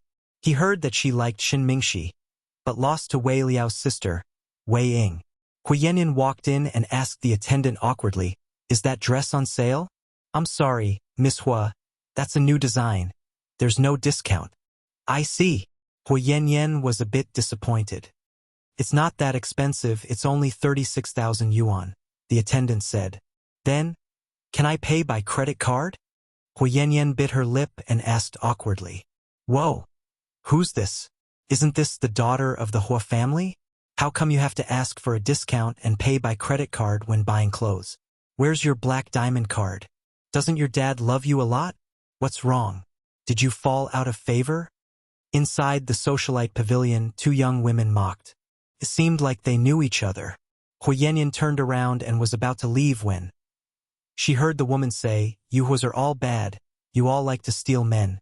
You stole Wei Ying's, and that illegitimate daughter stole Shershir's? I wonder if GK's President Qin is blind." Upon hearing this, Huamin didn't know whether to laugh or cry. Damn it, he was being ridiculed. Chapter 1069. Originally, Huamin didn't want to get involved in Hua Yanyan's business, and he definitely wouldn't do anything about it. After all, the two of them had conflicts in the past. However, not only did these two socialites go overboard, they even insulted Huamin as well. It seemed like they were Song Yisher's people. They even kept calling her Shershir. How shameless were they? That's all they could do at this moment. Jiang Xiaowei was changing in the changing room. Huamin stood up and walked over with a smile. "You're still young. Don't be so impolite. You might get what you deserve." "Who are you?" Obviously, these two socialites didn't know who Huamin was. What a coincidence. "I'm from the Hua family. I'm the one that you said President Qin likes, but isn't as good as Shershir. How dare you eavesdrop on us? How shameless." One of the women cursed. "Haha, you flatter me. I'm nowhere near as shameless as you guys. After all, people like you who gossip behind people's backs are the ones with the thickest skin." Huamin sneered as he glanced at them. "Who are you talking about, woman?" One of the women was furious. "I'm talking about you guys. So what?" Huamin looked at them provocatively. "Haha, the women of the Hua family are the poorest. Did you see that? Hu Yanyan can't even afford clothes, it's only 30,000 yuan. And she's asking for a discount? What a joke. And you, I can tell that you're poor just by looking at the cheap cotton jacket you're wearing." One of the women couldn't outtalk Huamin, so she started talking about money. "Don't make it sound like you're rich," Huamin retorted. "I'm richer than you to begin with, my daddy loves me a lot," the woman said proudly. Ahem. Let me interrupt. I want to ask if your daddy is your godfather or your biological father?" After Huamin asked this question, even the waitress couldn't help but laugh. She was really too talented. Huanan looked at Huamin with a complicated expression. She probably couldn't guess why Huamin wanted to help her. What nonsense are you talking about? He's my biological father. He's the chairman of the Jaha Corporation. The woman was infuriated by Huamin. Jaha? Wasn't that a company that started from collecting waste products and was now manufacturing steel structures? Oh, so you're a nouveau riche? Huamin lowered his head. Hearing this, Huayan couldn't help but laugh. That woman instantly felt embarrassed. Shut your mouth. The woman was flustered. There's no point in arguing. How about this? Let's play a game. Take out a card and compare the balance on the card. The winner gets to slap the loser. How about that? Huamin looked at the woman with a grin. The two women clearly didn't expect Huamin to make such a weird request, so they were slightly stunned. Then one of them whispered to the other, Lily, don't be afraid of her. Your family is so rich you have more than 10 million in your card. You'll definitely win. The woman felt that it made sense. She immediately looked up and looked at Huamin confidently. Feeling superior, she said, sure. Don't cry when I hit you. Don't worry. I'm not that cowardly. Huamin was still smiling. At this moment, Huayan whispered to Huamin, she only has one daughter. Her father dotes on her a lot. She has more than 10 million in her card. Don't compare. Obviously, Huayan had good intentions. She was afraid that Huamin would lose. I'm fine. Let's wait and see. With that, Huamin waved his hand and called for an attendant. Do you have an ATM here? Huamin asked. Yes, it's at the door. The attendant pointed. Very good. Today, everyone in the store will be our witnesses. We're going to make a bet. Huamin chuckled. I'll go first. I'll make you accept your loss wholeheartedly. With that, the woman took out a supreme black card, walked over, entered the password, and checked the balance. When the balance appeared, she proudly turned around and showed it to everyone. There was more than 38 million in the card. It was indeed a lot. The woman looked at Huamin with contempt. She said, Pauper, it's your turn. I heard that your father is extremely stingy. You and Huayan must be stingy people too. Huamin didn't say anything. Instead, he took out a business card and walked towards the ATM with light steps. Chapter 1070. Huamin's movements were very slow. She elegantly inserted the card and entered the password. When the balance appeared in front of everyone's eyes, everyone was stunned. 1, 10, 100, 1,000, 10,000, 100,000, a million, 10 million, 100 million? Huayan's mouth also fell open. If she wasn't wrong, Huamin's card should have a balance of 158 million yuan. To be honest, even Huamin herself was shocked. She hadn't checked her balance in a long time and didn't think it would be this much. Every month, Qinchu's finance department would transfer 1 million yuan into her account. Her salary was relatively low, around 10 or 20,000 yuan, which was nothing compared to Qinchu's. Before, when Qinchu willfully transferred her tens of millions, she thought it would be at most 70 or 80 million yuan. She didn't think it would be more than 50 million. This data was heaven-defying, completely heaven-defying. Everyone was dumbfounded. Huamin herself was a bit speechless. Impossible. She faked it. It's impossible for her to have so much. The woman obviously didn't believe her. Your IQ should be overloaded. A bank card can be faked and the balance can be faked with screenshots, but an ATM can't be faked. It's the country's most authoritative machine, okay? The woman was dumbfounded and couldn't say a word. But how do you have so much money? This doesn't make sense, another socialite clamored. Before Huamin could say anything, Zhang Xiaowei came out of the fitting room. She sneered and said, I have to say, it's amazing that you can live this long with your IQ. Huamin, she's a young lady of GK, Qinchu's wife. What kind of place is GK? It's one of the biggest conglomerates in the city. Is it surprising that they have 100 million yuan? Idiot. You lost the bet. After speaking, Huamin didn't wait for anyone to react. She walked over and viciously slapped the face of the woman who made the bet with her twice. That woman was dizzy from the beating. I'll emphasize 2 points. First, don't look down on others. Second, no matter how pretty I am, I'm still Chin Chu's first wife. No matter how pretty or fairy-like someone else is, she's just a mistress who covets another woman's husband. After saying that, Min turned around and returned to Zhang Xiaowei's side. Darling, you look good. She had just beaten someone up, but she was still able to chat and laugh with Zhang Xiaowei. This was Min's greatest strength. She would never make a fuss over nothing. She would never make a fuss over nothing. You just wait and see. The woman who was hit cursed angrily. She then ran away. She had lost the bet, so she couldn't say anything even if she was hit. Who asked her to be so unlucky? She scolded Min behind his back and even used Song Yisher's name. Recently, the person that Min hated the most was Song Yisher. She was so obvious at the party that everyone was disgusted by her. If this woman didn't mention Song Yisher, perhaps Min wouldn't have dealt with her so aggressively. That's why people shouldn't be too cocky. Just then, Hu Yanyan walked up to Min. She said in a very low voice, "Thank you for what you did. Why are you thanking me?" Min looked at her strangely. "Thank you for standing up for me and not letting them give me a hard time." "Ha, Miss Hua, you're overthinking things. I didn't do it to help you." I heard her scolding me as well. Although we're not the same kind of people, at least my surname is still Hua. I'm not going to stay silent after being scolded like that, Min explained. Hu Yanyan lowered her head and didn't say anything.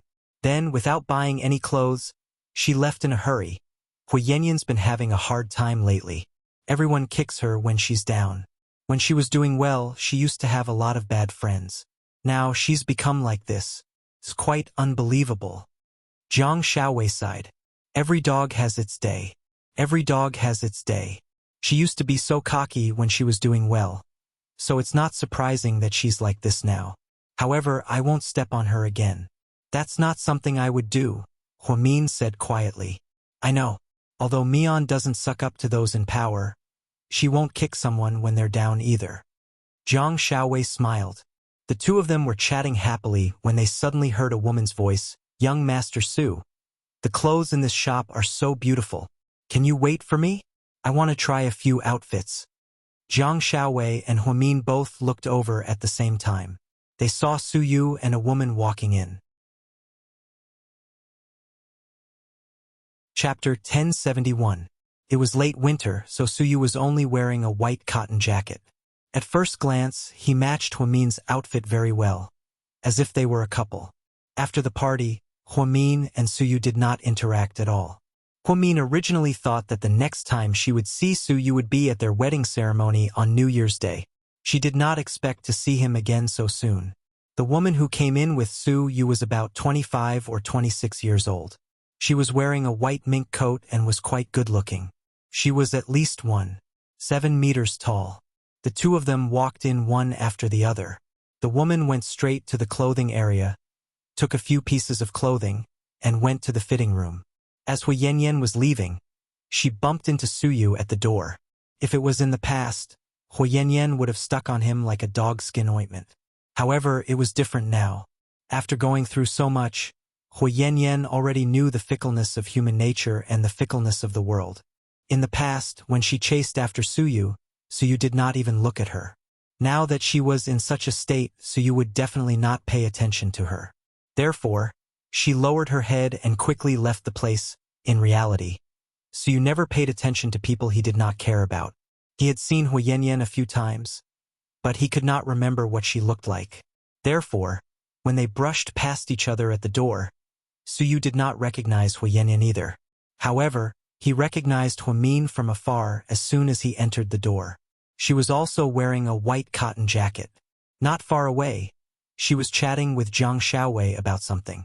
She even had a smile on her face. Every time he saw Min smile, Su Yu would feel sweet in his heart. He did not know if this was a kind of illness. If it was the previous Su Yu, when he saw Min, he would definitely excitedly go up to Min and say, "You don't like me." This is a kind of illness that needs to be treated, definitely treated. However, It was different now. Ever since he saw that Huamin was willing to give up her life for Qin Chu, he had completely lost his confidence. However, his feelings for Huamin had never changed. He only buried the deeper feelings deep in his heart. When Suyu came in and saw them, he smiled. Then he walked over to greet them. "You guys are here too? What's up with Lord Su? Who's that woman?" Zhang Xiaowei asked in annoyance. Suyu's was Suyu's relationship with Suyu's, and Su. She's my blind date. Suyu looked around awkwardly. It was very unnatural. He did not dare to look into Huamin's eyes. He was afraid that he would see mockery and contempt in her eyes. However, that was not the case. Huamin did not have any expectations for Suyu. She would not casually judge him just because he was with someone. However, Zhang Xiaowei looked at him in surprise. "No way? Blind date? Was this for real? How can you be so low?" Zhang Xiaowei looked at Suyu in confusion. "I can't help it. My grandfather asked someone to introduce her to me." Suyu continued to feel awkward. For some reason, he felt uncomfortable admitting that he was on a blind date in front of Huamin. "Oh, is it because of last time?" Before Zhang Xiaowei could finish her sentence, Suyu interrupted her. "No, it's nothing. You guys go ahead. I'll go and see her first." After speaking, Suyu turned around and left. Could be said that he was running away. "Hey, don't be late for the wedding. You're Wei Liao's best man, right?" Zhang Xiaowei reminded him. I know. I'll be on time." Suyu waved his hand without looking back. After Suyu went to the other side, Huamin looked at Zhang Xiaowei and asked, "Slightly, Suyu's blind date? Does it have something to do with me? Why do you think so?" Zhang Xiaowei looked at Huamin with a complicated expression. In her heart, she was impressed by Huamin's keen insight. "Because Suyu ran away before you could finish your sentence. I'm guessing he's trying to escape from something." Huamin guessed. "Then he doesn't want you to know. You don't have to ask." Zhang Xiaowei took her clothes and walked to the bar with Huamin. "Wrap all of these up." "Okay." The waitress immediately nodded. "But I want to know what happened. Tell me just slightly. I don't want to owe Suyu anymore." Huamin said slowly and sadly. "Why don't you want to owe him?" Zhang Xiaowei looked at Huamin. Her eyes flashed slightly. Chapter 1072. "Because I'll never be able to repay what I owe him," Huamin said in a low voice. She was different from Qin Chu. She had chosen Qin Chu to be her life partner, so she could repay whatever Qin Chu did for her. However, Suyu was different. No matter how much he had done for her, there was no way she could repay him. She would never be able to repay what she owed him. This was what Huamin was most worried about. Zhang Xiaowei looked at her and felt that what she said made sense. "Tell me, or else I'll feel even more uneasy." Huamin insisted again and again. Zhang Xiaowei was silent for a moment before she slowly said, "At that time, Suyu negotiated with his grandfather in order to get a military doctor for you. You know that military doctors can't be used at will. Even if it's the head of a military region, he has to have a transfer order." Suyu was so willful that Master Lord Su was furious. The grandfather and grandson had a big argument. In the end, Suyu compromised and Master Lord Su finally sent the best military doctor. However, Suyu agreed to his grandfather's request for a blind date. You know how he is, so it really made things difficult for him. Zhang Xiaowei actually didn't like Suyu at all in the past. She felt that he was a playboy who always had feelings for women. She guessed that he was only interested in Huamin for a while. After the novelty wore off, he wouldn't be like that anymore. However, after she got together with Wei Liao, she knew more about the inside story. Suyu's feelings for Huamin were not as simple as just liking her. Just like what he said before, liking someone was unbridled, while love was restrained. Suyu was now trying her best to restrain herself so as not to cause trouble for Huamin. Her overt adoration had already turned into a silent, one-sided love. With Suyu's identity, it was still very shocking to do such a thing. Wei Liao once told her that Suyu was actually a very sentimental person. He was unwilling to change the nanny at home, and he kept the pets until they died. He even kept the phones that he used. The more time passed, the more reluctant he was to part with them, and the more sentimental he became. Therefore, once she set her heart on Huamin, she would probably be stubborn for the rest of her life. At first, Jiang Xiaowei didn't believe it. She thought that Wei Liao was still praising Suyu because they were buddies. He was still watching. That was really the case. After listening to Jiang Xiaowei's words, Huamin's heart sank. Sure enough, he owed Suyu another favor. Back then, she returned the bullet to Suyu with a heart of death. However, she didn't expect that after waking up, Suyu would put it back by her pillow. So that's how it is. It really has something to do with me, Huamin said faintly. Don't feel too burdened. We all know how he feels about you. He still doesn't want to see anything happen to you. It's understandable, Jiang Xiaowei comforted. Huamin didn't say anything else as he left Socialite House with Jiang Xiaowei. Remember to come early for the wedding. You were supposed to be the bridesmaid, but Suyu is the best man, and I was afraid that Qin Chu would think too much, so I didn't want you to be the bridesmaid. I don't have any good friends, so I asked Lingling to be the bridesmaid, Jiang Xiaowei explained. You don't have to say much. I understand. Huamin and Xiaowei had a tacit understanding. She didn't want to be the bridesmaid and didn't want to have too much interaction with Suyu. It was right not to share the same stage. That was the plan from the beginning, however. Who knew that the plan wouldn't change so quickly? On the morning of New Year's Day, Qin Chu didn't go to the wedding because he wanted to prepare for the staff meeting. Instead, he asked Huamin to bring his blessings to Jiang Xiaowei. Seeing that Qin Chu said this, Huamin didn't try to persuade him, because Qin Chu, Wei Liao, and Tang Chuan weren't on the same side. However, Gao Ran was different. He was the one who introduced Huamin and Jiang Xiaowei to each other. Therefore, Gao Ran drove Zhu Lingling over early in the morning. Zhu Lingling wore a bridesmaid dress, which was a rare sight. It was a tube top and a white veil. Gao Ran looked at her with a smile. I didn't expect you to look so good in a white veil. I look good in many ways. Zhu Lingling replied proudly and prepared to get out of the car. Suddenly, her expression changed and she shouted, "Oh my God! No way, what's wrong?" Seeing that Zhu Lingling's body stiffened, Gao Ran asked anxiously. Chapter 1073. Zhu Lingling didn't expect something like this to happen on such an important day, especially in front of Gao Ran. It was so embarrassing. What's wrong? Gao Ran was worried sick. She didn't want to tell him, so he was worried sick. Zhu Lingling raised her hand and looked at Gao Ran. Her face was red as she slowly said, My period came." Gao Ran was speechless when he saw her crying face. Gao Ran didn't know what to say. Was there anything scarier than a girl having her period? So what should I do now? Gao Ran asked dumbly. Zhu Lingling was so embarrassed. She remembered that her period was supposed to come around the 5th. Why did it come 5 days early? It was killing her. Can you help me buy that? Zhu Lingling wanted to dig a hole in the ground to hide after she said that. Okay, that supermarket sells it, right? Gao Ran was still confused. Zhu Lingling nodded shyly.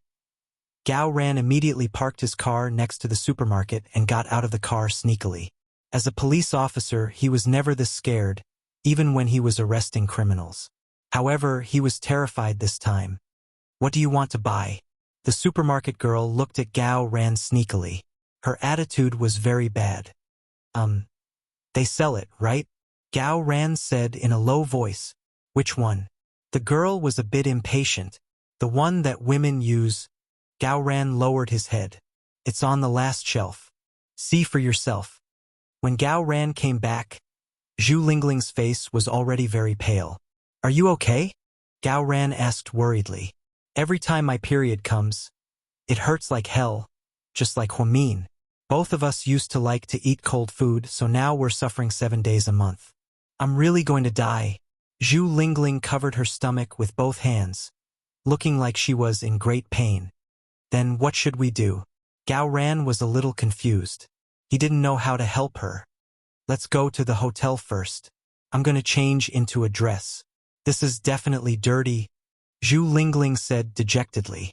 Gao Ran nodded and got in the car. Jiang Xiaowei's wedding was held at the 5-star Wanjing International Hotel. Because the hotel was owned by the Wei family, it didn't cost any money. Wei Liao's family was quite influential in the city. As a young tycoon, Wei Liao was as famous as Su Yu and the others. They were ranked as one of the 4 young masters, so the scene would definitely be very grand.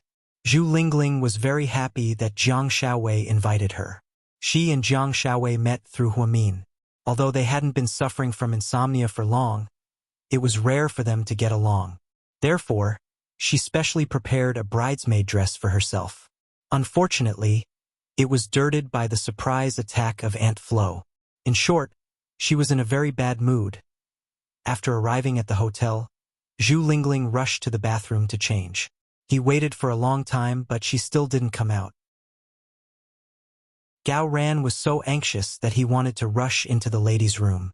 Luckily, just as Gao Ran was about to take action, Zhu Lingling walked out shakily. She looked terrible. You look very serious. Gao Ran looked at her. Nonsense, if you were bleeding so much, you would be in serious condition too, Zhu Lingling retorted worriedly. Then what should we do? The ceremony is about to start. Gao Ran looked at his watch and was a little troubled. I don't think I can make it. The dress is too small and the skirt is too short. What if I leak when I'm bleeding so badly? Plus, our custom here is that if someone's on their period can't be a bridesmaid. It's bad luck. Wouldn't I be putting Xiao Wei in a bad spot? Zhu Lingling looked worried. How about, you let Huamin take your place? Gao Ran suddenly said. Zhu Lingling raised her head and looked at Gao Ran with a complicated expression. Chapter 1074. Will it work? Zhu Lingling didn't seem to think that this was a good idea. Other than Huamin, there's no one else. As far as I know, Jiang Xiaowei only has you two as her friends, and only you two are familiar with the international process. If it's a stranger now, it might mess up, Gao Ran analyzed calmly. But Su Yu is the groom. Xiaowei only asked me to avoid suspicion, Zhu Lingling reminded him. She's just worried that Qin Chu will be angry. That's fine, we can tell Qin Chu. The point is, you definitely can't be the bridesmaid. We can't interfere with their wedding. Hearing Gao Ran's words, Zhu Lingling felt that it made sense. In the end, she could only nod and agree. When they found Huamin, it was almost 9 p.m. The ceremony started at 9:30 p.m., and time was tight. Huamin was easy to talk to, and after understanding the situation, he agreed immediately. Gao Ran was worried that Qin Chu would think too much, so he specially called Qin Chu. In fact, although Qin Chu was jealous and cared about Huamin, he wasn't unreasonable. No one could predict this kind of thing, so Qin Chu agreed on the spot without hesitation. Zhu Lingling washed the dirty corner of the gown and handed it to Huamin. Needless to say, Huamin looked really beautiful in the white gown. First of all, she was very thin and had a good waist. Second of all, she was very white, so she looked even more beautiful in the white gown. Her hair was casually draped over her shoulders and curled up naturally. Her face was very light nude makeup. When Huamin walked into the VIP lounge in the white gown, inside, Jiang Xiaowei, Wei Liao, and Su Yu were all dumbfounded. Mian, why are you here? This was the place where the groomsmen and bridesmaids discussed the wedding. So when he saw Huamin, he was naturally very surprised. Especially Su Yu, it was the first time he saw Huamin wearing a white veil. He felt like he was dreaming. Seeing Huamin walking towards him in her white veil, Su Yu felt his heartbeat quicken and his breathing quicken. He just stared blankly at Huamin. Lingling's situation is special, so she can't be the bridesmaid. I'll do it. Huamin explained with a smile. So sudden. But it's starting in half an hour. Wei Liao was still worried. It's okay. She told me the process. I won't mess it up. Huamin looked at Xiaowei and Wei Liao, full of confidence. Yes, I believe you. Xiaowei was very happy to have Huamin as her bridesmaid. Then, she asked, where's Qin Chu? He didn't come. He's very busy at work, so my family sent me to represent. Huamin continued to chuckle. Oh, Jiang Xiaowei finally relaxed. Okay then, we'll go up as soon as the ceremony starts.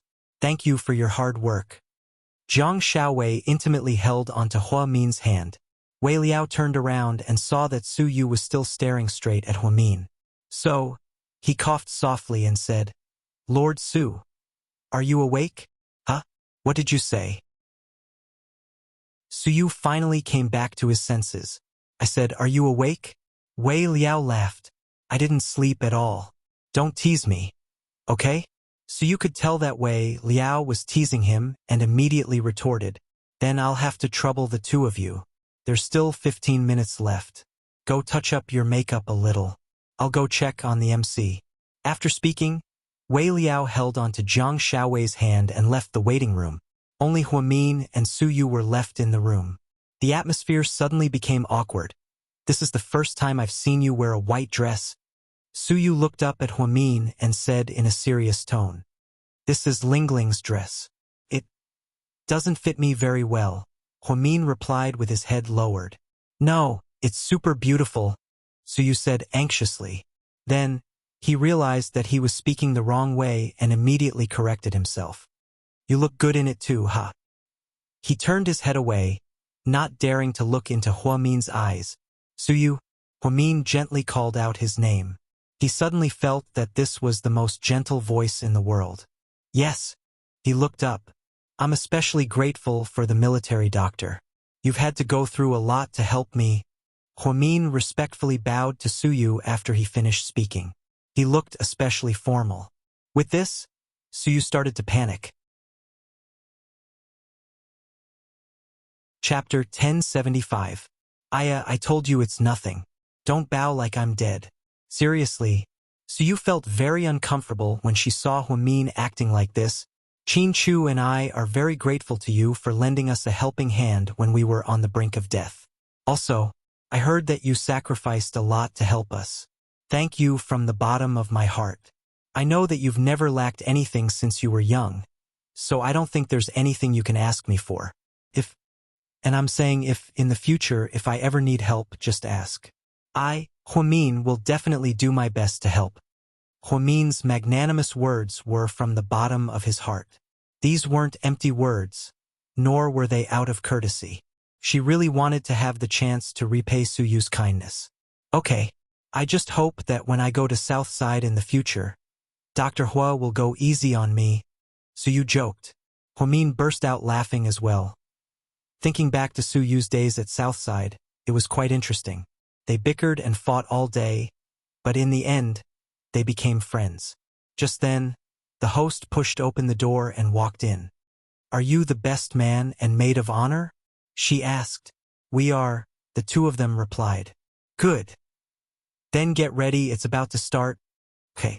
Hua Min nodded. Su Yu nodded as well, and then the two of them walked out of the lounge.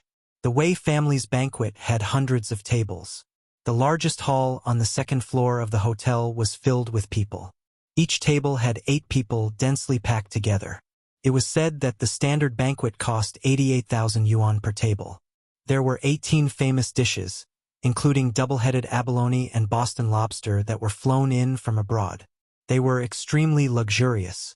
The Wei family spent tens of millions on this banquet alone. They really put in a lot of money. It was obvious that the witch, Zhang Xiaowei, had already subdued the 2 elders of the Wei family. Just then, the countdown began. The wedding march started playing. Following the host's opening remarks, Hua Min helped Zhang Xiaowei, who was dressed in a splendid wedding dress, onto the stage. After that, Hua Min stood behind Zhang Xiaowei and did not steal the show.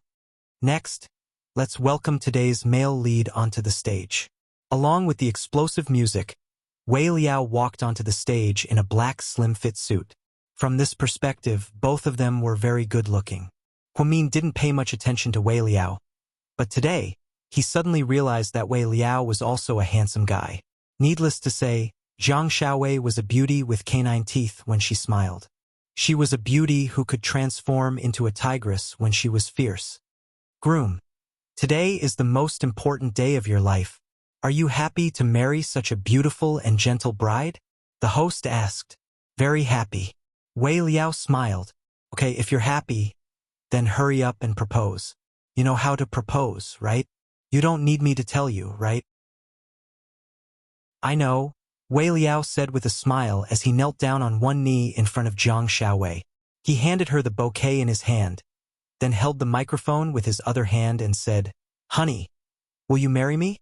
From now on, what's mine will be yours, and what's yours will still be yours. Let's work together to eat and sleep. From today onwards, our family of 3 will officially become the closest people in the world."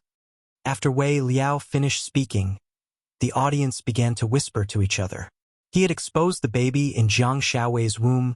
Wei Liao's parents beamed with joy, and the 2 elders of the Zhang family nodded in satisfaction. Zhang Xiaowei couldn't help but smile as she took the bouquet. Then, she reached out to help Wei Liao up with a blissful smile on her face. The audience burst into thunderous applause. "I heard that you 2 got married in a flash?" the host asked. "That's right," Wei Liao nodded. "I heard that today's groomsmen and bridesmaids are your matchmakers? Come, let's welcome the groomsmen and bridesmaids," the host said fluently. Huamin walked up from behind, and Suyu also walked up the stage. The audience once again burst into thunderous applause. At the dining table, Song Yisher sneered, "How can a married woman be a bridesmaid? What a joke." Chapter 1076. Song Yisher also attended Wei Liao and Zhang Xiaowei's wedding. The truth was, she didn't want to come, but her mother insisted. She said that the Wei family was a prestigious family in the city, so they had to get along well. Although her father was the mayor, she was also closely related to the rich. To be honest, Song Yisher really hated Zhang Xiaowei, because she had been tricked by her several times. Moreover, it was the kind that couldn't be said out loud. However, she thought about it carefully and still decided to come. After all, their interactions on Weibo made their fans think that they were close. Song Yisher always liked to pretend to be a lady and wouldn't fight with anyone in public, so she had to maintain her image. Therefore, she took a photo of Zhang Xiaowei from afar and posted 8 selfies, making a total of 9. After she collected them, she immediately posted them on her WeChat friend circle and Weibo. She wrote, "Dear Slightly, you must be happy forever. I'm happy for you. I'm touched by you." After the post was posted, the fans began to fantasize again. "Goddess, why didn't you post a photo of you and Dr. Zhang? Song Goddess, why aren't you the bridesmaid? Why is it a young lady Qin who is already married? That's weird. Aren't you more suitable? Sister Song, are you afraid that you won't be able to get married as a bridesmaid? Ha, you didn't even go up on stage. What a pity. I think you'll look like in a white dress. Young Master Wei and Dr. Zhang are so compatible. They're so handsome. Today is a good day. The whole city is paying attention to the Wei family's wedding. There's even a live broadcast on TV. They're not celebrities, they're even better than celebrities. The power of a rich family is immense." Song Yisher scrolled through the post and felt that these people were all idiots. She ignored them and continued to watch the ceremony. Suyu and Huamin were asked to go up on stage and seemed a little nervous. It was Suyu's first time being a groomsman. Only Wei Liao and Tang Chuan had the honor to ask him to be a supporting role. Although Huamin had been Lu Xiying's bridesmaid before, she was still nervous today. After all, there were too many people and the live broadcast was too grand. Below the stage, Hua Xiqian looked at Huamin with a deep gaze. "My little sister Mian, you're so beautiful today." After knowing her for so many years, this was the first time he saw Huamin wearing a white veil. Her legs were slender, and she looked extremely cute in her little heels. His eyes never left Huamin. He didn't even listen to the host's lines. "I heard that the 2 newlyweds were able to get married because of you," the host asked Suyu with a smile. "You can say that," Suyu replied modestly. "Lord Su, can you tell us what happened? I can't tell you the details, it's a secret. Otherwise, Wei Liao will kill me. But I can tell you that they got together after drinking." Then, there was an unforgettable video. Suyu wanted to laugh when he thought about how Wei Liao lost to him after drinking and ran around naked in his underwear. "Ahem, Lord Su, take it easy," Wei Liao reminded him. "Bridesmaid, can you tell us what kind of video it was?" Seeing that Suyu wasn't willing to tell, the host glanced at Hwamin. Well, it can only be understood, not explained. Hwamin also played word games. If you won't tell us, then fine. In the next segment, let's invite the bridesmaids and groomsmen to perform together to express our gratitude to them. We thank them for making Mr. and Mrs. Wei a happy marriage. Then, the audience applauded again. Hwamin was a little confused. This wasn't part of the process. Was this host playing a live show at the last minute? There were so many people in the audience. How could he refuse? Even if he didn't want to give face to others, he had to give face to Jiang Xiaowei. Suyu knew that Hwamin was singing off-key, so he didn't give her a hard time. He only said, "You can decide what we perform. I'll listen to you." Hwamin was put in a difficult position. Sing off-key. No. Dance intimate. No. In the end, Hwamin blurted out, "Suyu, why don't we play a duet?" He had seen Suyu play the piano before, so he boldly suggested this. "I'm okay with anything. I'll listen to you." Suyu nodded. "What song would you like to play?" the host asked with a smile. Chapter 1077. To be honest, Suyu was quite surprised that Hwamin suggested a four-hand duet. However, he was also ecstatic. The memory of seeing Hwamin play Don Juan at the Christmas party last time shocked Suyu to the core. He didn't even dare to imagine that he could play a four-hand duet with Hwamin one day. What kind of happiness would that be? "What song do you want to play?" Richard Clayderman's Wedding in a Dream is very nice. "Do you guys want to play it?" the host suggested. Hwamin shook his head. "That song isn't suitable for a wedding. It has a sad story behind it, so we can't play it." The host smiled awkwardly. "Suyu, what do you know?" Hwamin looked at him and asked. "I'm good with anything you decide." Suyu was so excited that he didn't know what to think. "Wang Liham's I Still Love You?" Hwamin asked tentatively. "No problem, so you could basically play anything, as long as he had the music score." Wei Liao was also excited when he heard that Hwamin wanted to play this song. "I like this song too. Why don't you two play it and we'll sing? Is that okay?" "Hey, that's a good idea. The four of us can work together." Jiang Xiaowei also agreed. In the end, Hwamin and Qin Chu quickly walked over to the piano and sat down on either side of it. Jiang Xiaowei and Wei Liao both picked up their microphones. "Next, let's welcome the groomsmen and bridesmaids to play I Still Love You." The bride and groom will sing live. Everyone, please give them a round of applause. After the host finished speaking, the audience once again erupted in applause. Hwamin glanced at Suyu and gave him a hint with his eyes. Then, smooth music began to play. Wei Liao and Jiang Xiaowei also sang. "Twinkle, twinkle, leave behind the traces of time, the center of my world is still you, the years fly by in the blink of an eye. The only thing that never changes is constantly changing. I'm not who I used to be, and you're not who you are. But in my eyes your smile is still beautiful. Days can only go forward in one direction. Clockwise, I don't know how long love will last. So I have to let you know me still loving you is the only way out. I still cherish every moment of happiness, every breath you take, every movement you make, every expression you make. Will still love you till the end." Suyu played while looking at Hwamin beside him. His gaze was extremely affectionate and gentle. She was so close to him. He played the piano seriously, and his fingers danced quickly on the keys. Just her side profile was enough to make Suyu unable to extricate himself. He was mesmerized by her. Hwamin was not the most beautiful girl, but she was the most irresistible. He had never had such a strong feeling before her. He didn't even want to continue playing. He just wanted to pounce over. He wanted to hug Hwamin tightly. Suyu and Hwamin were so good at playing that they were in sync with each other. It was like the sound of nature. Jiang Xiaowei and Wei Liao were also microphone hogs. Although their singing wasn't as good as professional singers, it wasn't bad either. Everyone was mesmerized by their performance. Hwamin kept her head down and played the piano seriously. She didn't look at Suyu, and she didn't dare to look at Suyu, because she could already feel the burning gaze next to her. At this moment, Song Yisher recorded a video on her phone and sent it to Qin Chu's phone. She didn't have WeChat, so she sent it to his mailbox. Question mark. Qin Chu only replied with a question mark.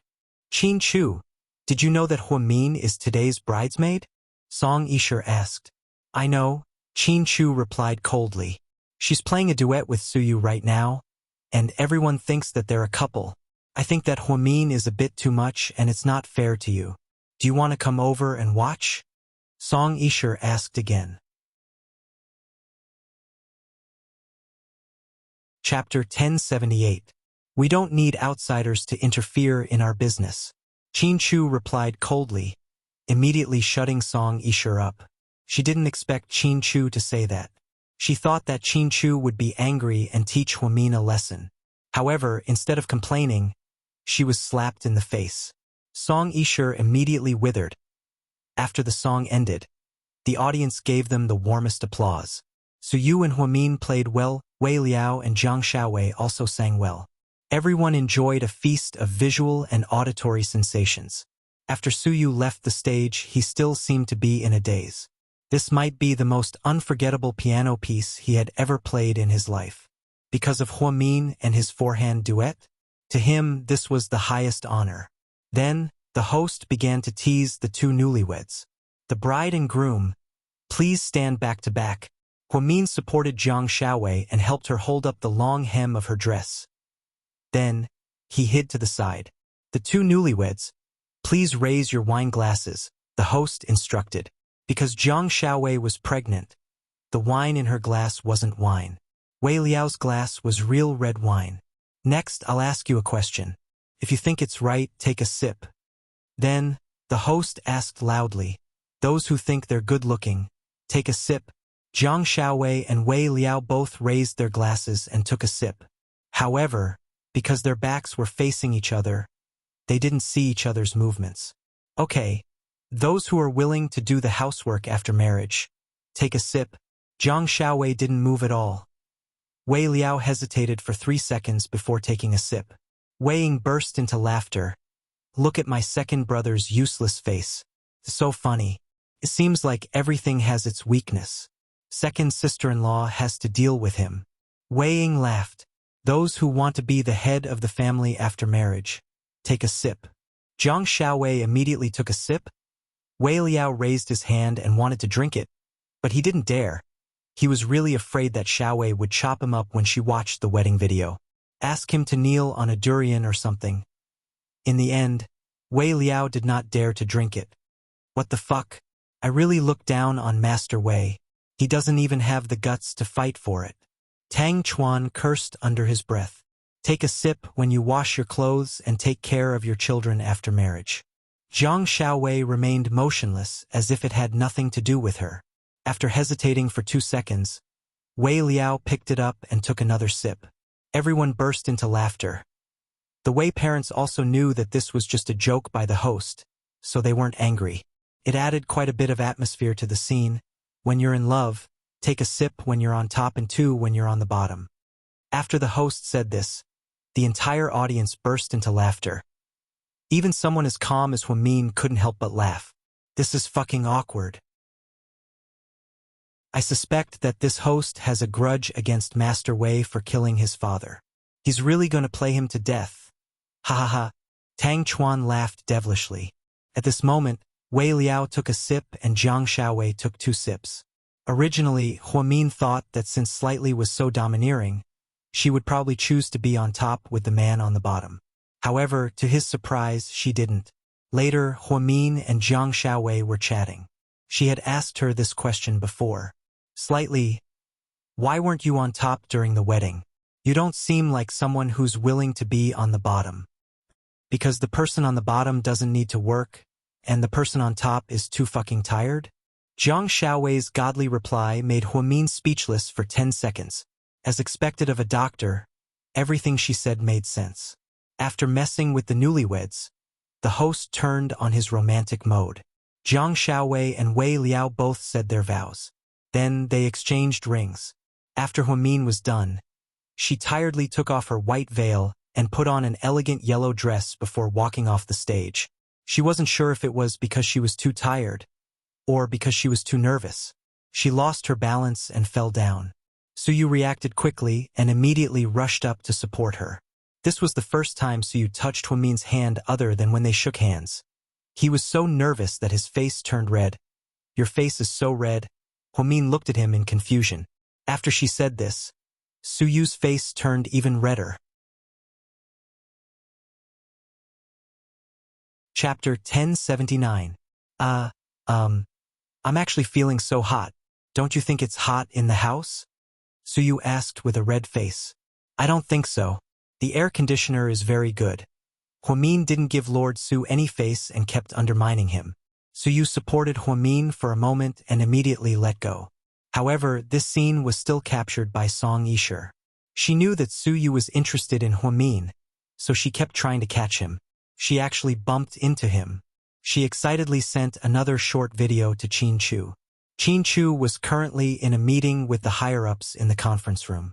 Everyone was discussing the plan for the New Year's Day staff meeting. President Qin, I think it's a good idea for us to travel.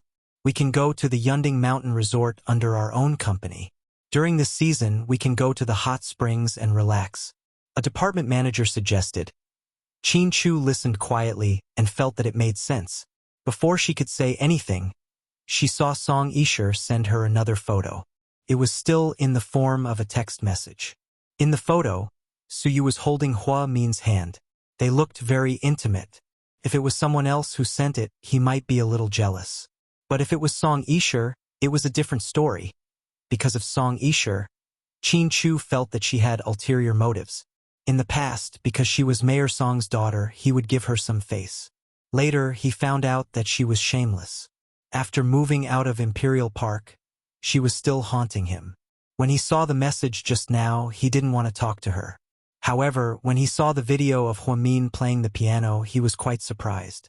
So, he replied to Song Yisher with a question mark. He didn't know why she sent this. In the end, Song Yisher acted like a villain. She actually complained about Huamin and Suyu. He was so angry that he directly poured cold water on her. He didn't expect her to be so forgetful and send him a message. Qin Chu looked at the photo and his expression didn't change. He only did one action and blocked Song Yisher. In other words, Song Yisher couldn't text or call Qin Chu anymore. President Qin, what do you think? The department manager asked again. Okay, we'll do as you say, Yunding Mountain. Then, Qin Chu stood up and left the conference room. After Huamin changed, he didn't sit down with Suyu's table. SSSS, S, Gao Ran, Zhu Lingling, and some other guests. Suyu, Tang Chuan, Shen Mingxi, and Wei Ying sat together with the super-rich heirs. Lord Su. The forehand duet just now. Not bad. The song's name is good too. Still love you? Tang Chuan teased. Shut up and eat. Why are you talking so much? Lord Su lowered his head and ate quietly. Thinking about the forehand duet just now and how he accidentally touched Huamin's hand, he felt extremely happy. The truth was, he had to thank Zhu Lingling for this opportunity.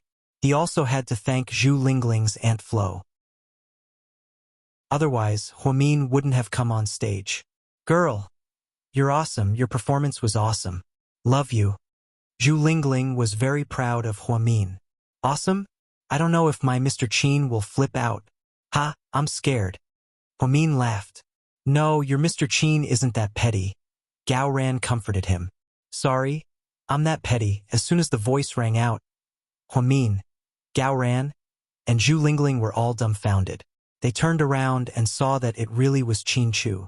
He was right behind them without making a sound. Honey, why are you here? Huamin was also surprised. If I didn't come, my wife would have been taken away. Huamin immediately felt guilty. Are you done eating? Qin Chu asked. Yeah. Huamin nodded obediently. Did you give her the present? Qin Chu asked again. Yeah. I gave it to her as soon as I got here. Huamin didn't give Zhang Xiaowei a monetary gift. Instead, he gave her a set of jewelry from GK that was worth over 1 million yuan. This was Qin Chu's idea, and it really made Huamin proud. Since you're done, come home with me. I have something to talk to you about. Then, Qin Chu turned around and left with a serious expression. Oh no, I'm dead for sure. Heroes, please save me. Huamin looked at Gao Ran and Zhu Lingling for help. She had a feeling that Mr. Qin was about to flip out. Author's note. My babies, the 8th update is only 1 chapter shorter than usual. Piggy really tried his best. Those who said that I'm super slow probably aren't old fans and don't know how to update. Hehe. Thank you for your concern. My fever is gone, but I'm still not in good condition. I still feel dizzy and have a runny nose. Chapter 1080. Huamin looked at Gao Ran and Zhu Lingling pitifully. However, the two of them didn't do anything. What happened to being loyal to their friends? Girl, I don't think anything can happen to you. Ha, if we speak up for you, things might get out of hand. Zhu Lingling laughed. Bullshit. You're shirking your responsibility. Huamin wanted to cry but had no tears. Huamin, I think Lingling has a point. Don't be scared. You're Qin Chu's only weakness. You're the only one in the world who can control him, so you'll be fine. Don't worry and go. Gao Ran waved his hand as if he wanted to say goodbye to Huamin. Gao Ran, you're kicking me to the curb after I've outlived my usefulness. I was a temporary bridesmaid to help you guys. You can't just leave me like that. Huamin felt even more guilty. Hero, go, you'll be fine. If something happens to you, I'll burn incense for you on this day next year. Ha ha ha. Zhu Lingling laughed uncontrollably. This was the first time she saw Huamin so scared of Qin Chu. She was clearly gloating over his misfortune. Fuck, you're an animal and you... Huamin pointed at Gao Ran and said angrily. Neither of you are good people. Forget it, if you don't help me, I'll go by myself. Worst comes to worst, I'll take your head and your life. After speaking, Huamin walked away without looking back. Hey, stinky cop, do you think Qin Chu will really teach me on a lesson? Zhu Lingling was worried. They're just a couple who quarrel at the head of the bed and reconcile at the end of it. Nothing will happen. Let's not worry about it. Gao Ran knew Qin Chu well. He was sure that Huamin would get away with it as soon as he acted cute and coquettish. This was not something they needed to concern themselves with. He and Qin Chu greeted Zhang Xiaowei and her husband at the door. The two of them went home together. Along the way, Qin Chu was silent, which made Huamin even more nervous. Strange. Nothing happened to me, so why do I have a guilty conscience? So strange. Huamin muttered to himself. Qin Chu turned his head to the side and asked, Did you feel good playing a four-hand duet? It's all right, it's not that great. Huamin immediately lowered her head. Damn it, who was the one who sold her out? How did it reach Qin Chu's ears so quickly? Then, do you want something better? Qin Chu continued to ask. Huamin waved his hands repeatedly. No. Just then, the car stopped. Qin Chu held onto Huamin's hand as they walked into South Hill Manor. There was a snow-white piano in the living room. The black and white keys were distinctly colored, making it easy to like. Qin Chu held onto her hand and sat down. Honey, what are you doing? Huh? Huamin smiled awkwardly. I heard you're really good at the piano. Can you play Still Love You for me? Ha! Honey, don't be like that. Huamin felt even more guilty. Could it be that he was watching the broadcast? How did he know the song that Suyu and I played? This is too strange. Or, did someone really tell him about it? At this thought, Huamin suddenly asked, Honey, who told you about my four-hand duet? Qin Chu looked at Huamin with a serious expression. Dr. Hua, no, I should call you Director Hua now. Can you not change the subject? I'm talking about your piano performance, so don't try to confuse me. Okay? Honey, I was wrong. Huamin saw that Qin Chu wasn't going to let her off the hook, so she decided to admit her mistake. What did you do wrong? Qin Chu crossed his fingers and sat in front of Huamin. He looked into her eyes and asked, What did you do wrong? I shouldn't have played a four-hand duet with Suyu. Huamin didn't know whether to laugh or cry as she apologized to Qin Chu. What else? Qin Chu continued to ask calmly. Chapter 1081. Also, I shouldn't have been the bridesmaid. I shouldn't have helped Zhu Lingling, that disloyal person. Haha. Huamin tried to bluff his way out of this. Director Hua, are you all grown up now? Is that why you don't talk to me before you do anything? Mr. Chin asked aggressively. No, absolutely not. Huamin denied. Then do you think your husband is too weak? Is that why you don't take me seriously? Why are you flirting with other men in public? Do you think I'm dead? Chin Chu purposely asked in a muffled voice. I'm innocent. Mr. Chin, the MC came up with our performance on the spur of the moment. We didn't even have a script. Why would I flirt with you on purpose? You don't have to believe me, but you can't insult my character. Okay? After speaking, Huamin angrily turned his head to the side. How about this? Play a duet with me and we'll call it quits, Chin Chu said calmly. What? Is there a problem? Chin Chu purposely asked when he saw Huamin's troubled expression. No, there's no problem. What do you want to play? Tell me. In the end, Huamin decided not to argue with Mr. Chin and obediently surrendered. Therefore, he obediently sat in front of the piano and waited for orders. After 5 seconds of silence, Mr. Chin said, I want you to play Boonie Bears with me. What? Huamin thought he didn't hear him clearly, so he asked again. Boonie Bears, Mr. Chin repeated, word for word. Huamin. After a while, she looked at Chin Chu and said angrily, Chin Chu, are you messing with me? I'm not. I want you to play this with me. Okay? Mr. Chin was really stubborn. Okay, I'll do it. But we don't have a score at home, and I can't memorize it, Huamin purposely said. Uncle Lee, bring me the score. Okay, sir. When Huamin heard this, he went crazy. Wait, Mr. Chin. Why do we have a children's song score at home?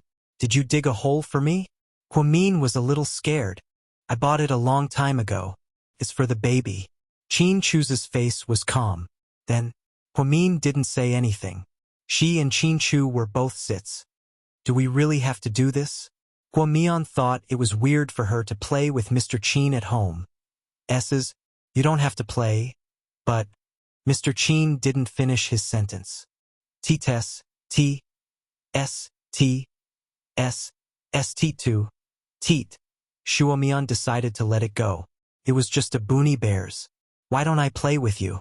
Chin Chu looked at his wife's conflicted expression and almost laughed out loud. To be honest, it was hard to pretend to be angry with Huamin. Whenever he looked at her, his eyes would subconsciously soften. Let's compete. If you're faster than me, then I won't pursue the matter any further, Chin Chu said in all seriousness. No problem. Huamin didn't think he would lose to Chin Chu in terms of speed. He was full of confidence.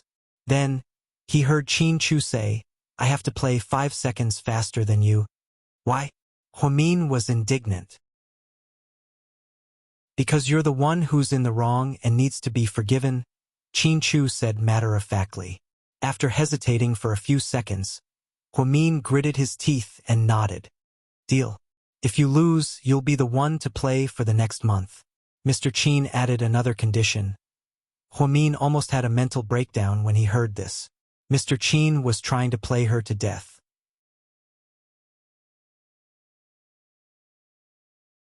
Chapter 1082. So, Mr. Hubby, can we still play happily in the future? Huamin wanted to cry, but no tears came out. Chin Chu smirked proudly. Beat me first, then we'll talk about other things. After the 5-second countdown, Chin Chu's slender fingers danced across the piano keys. She had never seen him play the piano before. She only knew that his hands had been studying medicine for 7 years, and that he had signed contracts worth hundreds of millions. She never imagined that one day, he would be able to sit in front of the black and white piano keys like an artist, fluently playing beautiful notes. Even though the song Bonnie Bears was a bit, she had to admit that Mr. Chin looked very handsome when he played the piano.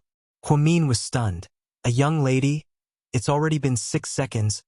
Uncle Lee reminded her out of kindness. Huamin finally remembered that she was competing with Chin Chu. She immediately came back to her senses and chased after him. Huamin looked at the music sheet and played the notes at lightning speed. She didn't care about the music, nor did she have time to appreciate it. She only wanted to beat Chin Chu, however. Chin Chu was insanely fast. If she were to compete with Su Yu or Song Yisher, she would be able to catch up in a matter of minutes. However, Mr. Qin's fingers were insanely fast and accurate. She would lose if she didn't watch. Huamin was so anxious that she started sweating. She almost jumped up from the piano and started playing. "Hubby, take it easy, don't go too far. Okay?" Huamin harassed Mr. Qin as she played the piano. Qin Chu chuckled and ignored Huamin's words. He continued to speed up. In the end, Huamin decided to use her ultimate move and yelled, "Hubby, good hubby, good hubby. You're the best hubby in the world." As expected, Mr. Qin took her seriously. Even though he knew that Huamin was flattering him to win, he didn't care. He still enjoyed it. After being praised by Huamin, Qin Chu slowed down. He tilted his head and looked at Huamin. His gaze was as gentle as water. Huamin was secretly pleased. As expected, honey traps and flattery worked well on Mr. Qin. While Qin Chu slowed down, she quickly chased after him. In the end, she beat Qin Chu by 2 notes. One after the other, the two of them ended the match perfectly. "A young lady wins," Uncle Li, who was good with music, said seriously. "Oh yeah." Huamian got up and made a peace sign with her hands. Qin Chu was as dumb as she could be. If Zhu Lingling and Jiang Shaowei saw her like this, she would definitely scold her for being like a husky. "Huamian Qin mean Qin Hua Qin, so it seems like you like me more than you do. From now on, you can leave the physical work to me." After speaking, Qin Chu carried Huamin up to the 2nd floor. "Put me down, it's daytime." Huamin felt that it was embarrassing for them to be so lovey-dovey in the middle of the night. But what did it have to do with lovey-dovey? In order to refute her, Mr. Qin whispered the softest and most touching words. "I like to do it during the day, because I can see your face clearly." This was such a touching sentence. However, Dr. Hua said, "That makes sense. That way you won't mistake me for area next door." Qin Chu. Huamin was definitely on the list of masters at ruining the atmosphere. She was always able to easily spoil the beautiful meaning with one sentence. Luckily, Mr. Qin didn't argue with her. She went upstairs and threw Huamian into the bathtub. Then Mr. Qin fiercely jumped in as well. Huamin lied in the bathtub and refused to come out. In the end, Qin Chu had to put a towel on her and come out. Huamian wrapped her arms around Qin Chu's neck, her heart filled with happiness. "Huamian, I know that you're not angry today, right? You're just teasing me. What else do you know?" Qin Chu smiled. "I also know that Mr. Qin is like a child when he's jealous. I can't believe he listened to such a childish song." "Haha. What else?" Qin Chu continued to ask. "Also, you lost to me on purpose when you were playing the zither. You weren't distracted at all. You just wanted me to win, so you let me win on purpose. Go on." Qin Chu was in a good mood. "And us?" Before Huamin could finish, Qin Chu's phone suddenly rang. Chapter 1083. "Can you answer it for me?" "Honey, I'm gonna blow dry my hair." Qin Chu gently placed Huamin in his arms on the big bed. Then, he turned around and went into the bathroom. Huamin didn't want to answer the phone for Qin Chu because he felt that it would violate his privacy. It was as if he didn't trust him. However, if Qin Chu agreed, it was fine. Huamian rolled over to the bedside table and picked up her phone. The caller ID showed that it was his mother. Huamin hesitated when he thought of Lady Qin, but he still picked it up. "Hello? Huamin?" Lady Qin immediately asked when she heard a woman's voice. "That's me. Where's Chu?" Lady Qin's attitude was much better than before. "He just came out of the shower and is blowing his hair dry. Do you want to talk to him? I'll get him for you." Huamin was about to get out of bed when he spoke. "Oh, it's okay. It's the same if I tell you. Shershur just called me. You know who Shershur is, right? Mayor Song's daughter." "I know," Huamin replied calmly. She said that there was an accident on Hushi Road, but she didn't know what to do. She called Qin Chu but couldn't get through. He's always on the phone, so she asked me to ask him. "Oh, I see. I'll tell him in a bit." "Okay, tell Chu to go take a look. After all, the two families are close. It's not right to ignore them." Got it? Huamin nodded. Then, Lady Qin hung up the phone. 3 minutes later, Qin Chu walked out of the bathroom in a bathrobe. His short hair was already blown dry. It was clean and fresh. Many people hated cleanliness, so they hated doctors and medical students. However, Huamin didn't think that cleanliness was a bad habit. He liked to clean his house. Wasn't it good that he had good personal hygiene? Who would like to live in a pigsty? The size of the house didn't matter, but at least it had to be clean and tidy. Qin Chu was especially clean, and Huamin appreciated this very much. After Qin Chu got on the bed, he put one hand on Huamin's shoulder. Honey, who's calling? Your mother. What is it? She said that Song Yisher's car broke down on Hushi Road. She couldn't reach you on the phone, so she called your mother. Oh, I blacklisted her, Qin Chu said casually. However, Huamin was quite shocked. What? You blacklisted her? Huamin was stunned. Yes, it's too annoying. Qin Chu was still a man of few words. As for Song Yisher's character, he was too lazy to write a long comment. He could only use 3 words to describe her. Too annoying. Although she was surprised by Mr. Qin's actions, she was still a little surprised. However, it had to be said that Huamin was secretly pleased. Mr. Qin was really capricious. The mayor's daughter had blacklisted him without hesitation. She didn't even need to consider who she was giving face to. Mr. Qin's phone was a certain number, so once he blacklisted someone, the only message he would get was, "Sorry, the number you have dialed is busy right now. Please try again later." If he called again, he would be on the phone forever. Therefore, Song Yisher naively thought that Qin Chu couldn't reach her because he had too many phones. So she asked Lady Qin for help. Huamin thought that she might have overestimated herself. He didn't expect that her princess would be blacklisted by Qin Chu. Then, what do we do now? Huamin asked again. What do you mean? Qin Chu looked at him in confusion. Song Yisher's car broke down. Huamin reminded him. What does it have to do with me? Mr. Qin said arrogantly. But from what your mom said, it seems like we have to go take a look. After all, she's Mayor Song's daughter. Do I have to spoil the mayor's daughter? Do I look like someone with such a good temper? Mr. Qin rolled his eyes at her. Huamin couldn't help but laugh. She had to admit that Mr. Qin was really cool sometimes. Huamin's sense of superiority increased by 100-fold. She felt as if she was the only one in the world that she loved. Honey, I have an idea. Huamin rolled his eyes and came up with a new idea. What is it?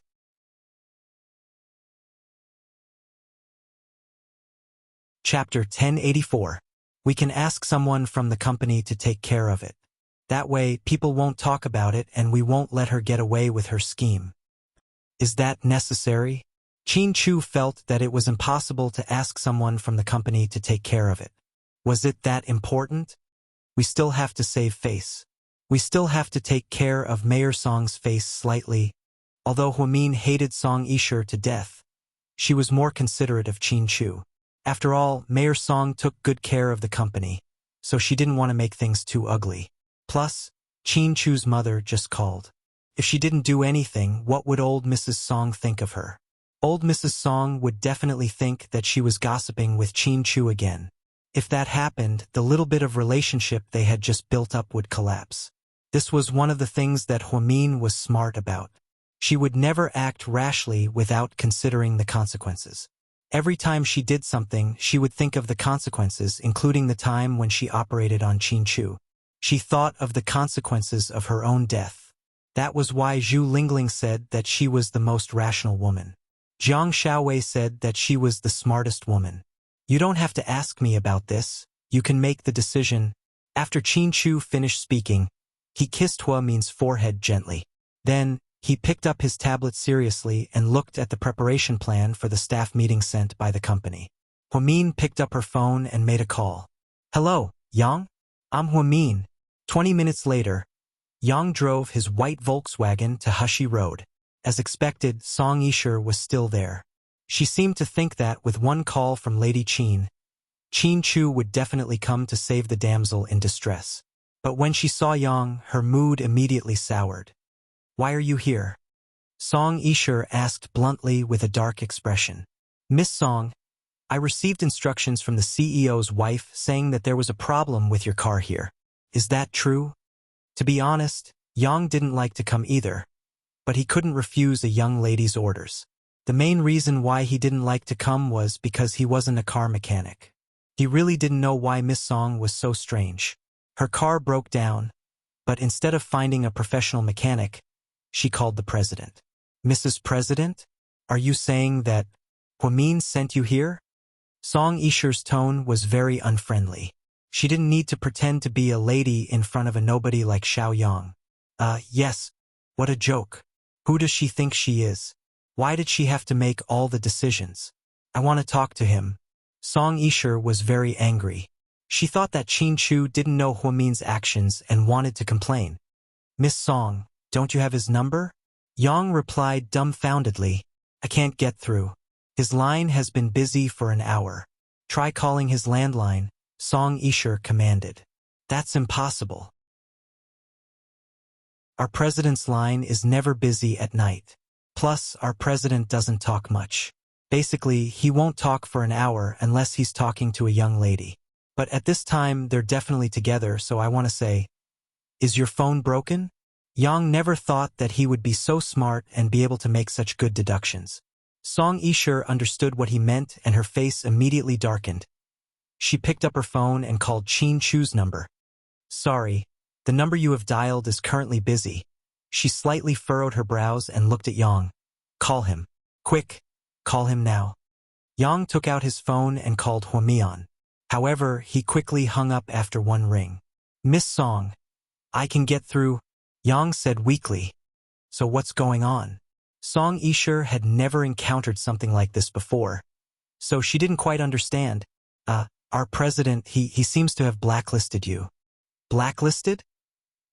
Song Yisher's expression changed drastically. Chapter 1085. Yeah, that's the only explanation. So, Miss Song, did you offend my boss?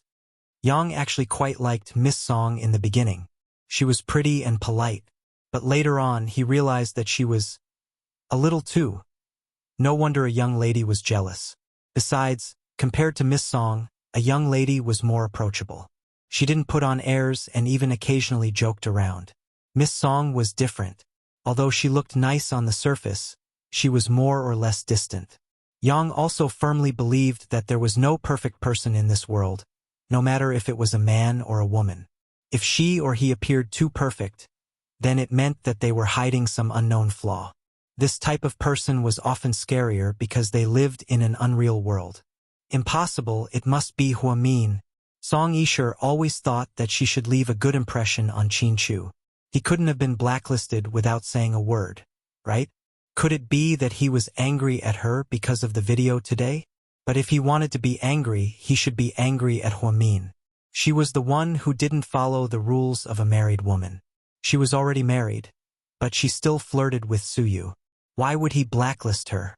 Song Yisher couldn't figure it out and was scared. Annoying people never knew how annoying they were.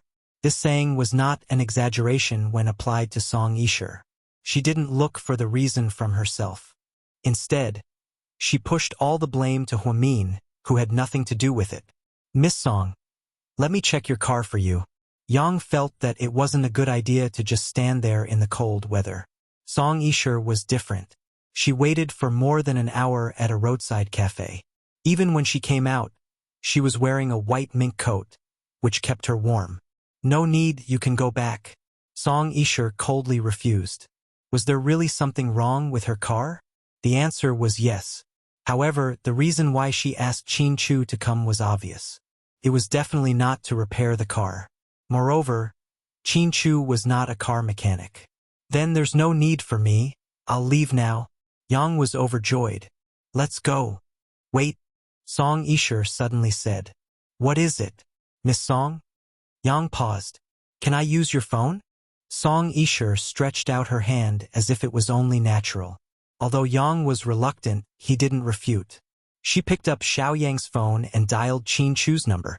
As expected, it was Huamin who answered the call. Hello, Huamin? Song Isher asked. Yes. Hehe. Thank you for sending someone to help me. You're welcome? You've been so good to me. I'll definitely repay you in the future, Song Isher said word by word. There's no need for that. You should know that I've never liked you. That's why I don't want to have anything to do with you. If you didn't call my mother-in-law, do you think I would help you? Huamin said directly. Hey, you're so direct. Song Isher secretly gritted her teeth. I'm a direct person. I don't like scheming. But if you want to play, I'm not afraid of you. However, before you do anything, you should weigh the pros and cons, Huamin warned. What a joke. I'm a high achiever who returned from overseas. Do I need a third-rate university graduate like you to teach me how to be a good person? Song Isher retorted. Being a good person has nothing to do with education. A lot of PhD students from Kyoto University don't know how to be a good person. Huamin chuckled. I'm not going to talk nonsense with you. Anyway, let's wait and see. Song Isher hung up the phone. She was certain that Huamin had used Qin Chu's phone to blacklist her. Now, she looked at Huamin as if he had killed her father. Here's your phone. Song Isher threw the phone to Yang Yang. Yang Yang didn't catch it. The phone fell to the ground and the screen was smashed. Miss Song, I was kind enough to lend you my phone. What are you doing? Yang Yang was very angry when he saw that the woman did it on purpose. Song Isher glanced at Yang Yang's phone and said with disdain, Your phone model doesn't even cost 4,000 yuan. I'll give you 5,000. Go buy a new one. Song Isher then took out a stack of money from her wallet. She threw the phone on the ground and walked into the coffee shop. Yang Yang stood there. He was so angry that he wanted to curse. What the fuck? He had to meet this crazy woman on such a cold day. After Song Isher entered the coffee shop, she called Lady Qin again. Then, she cried and didn't say anything. Sure. What's wrong? Why are you crying? Say something. Lady Qin asked anxiously. Mama Qin, can you come over? My car broke down, so I can't go to your house. However, I have something important to say to you.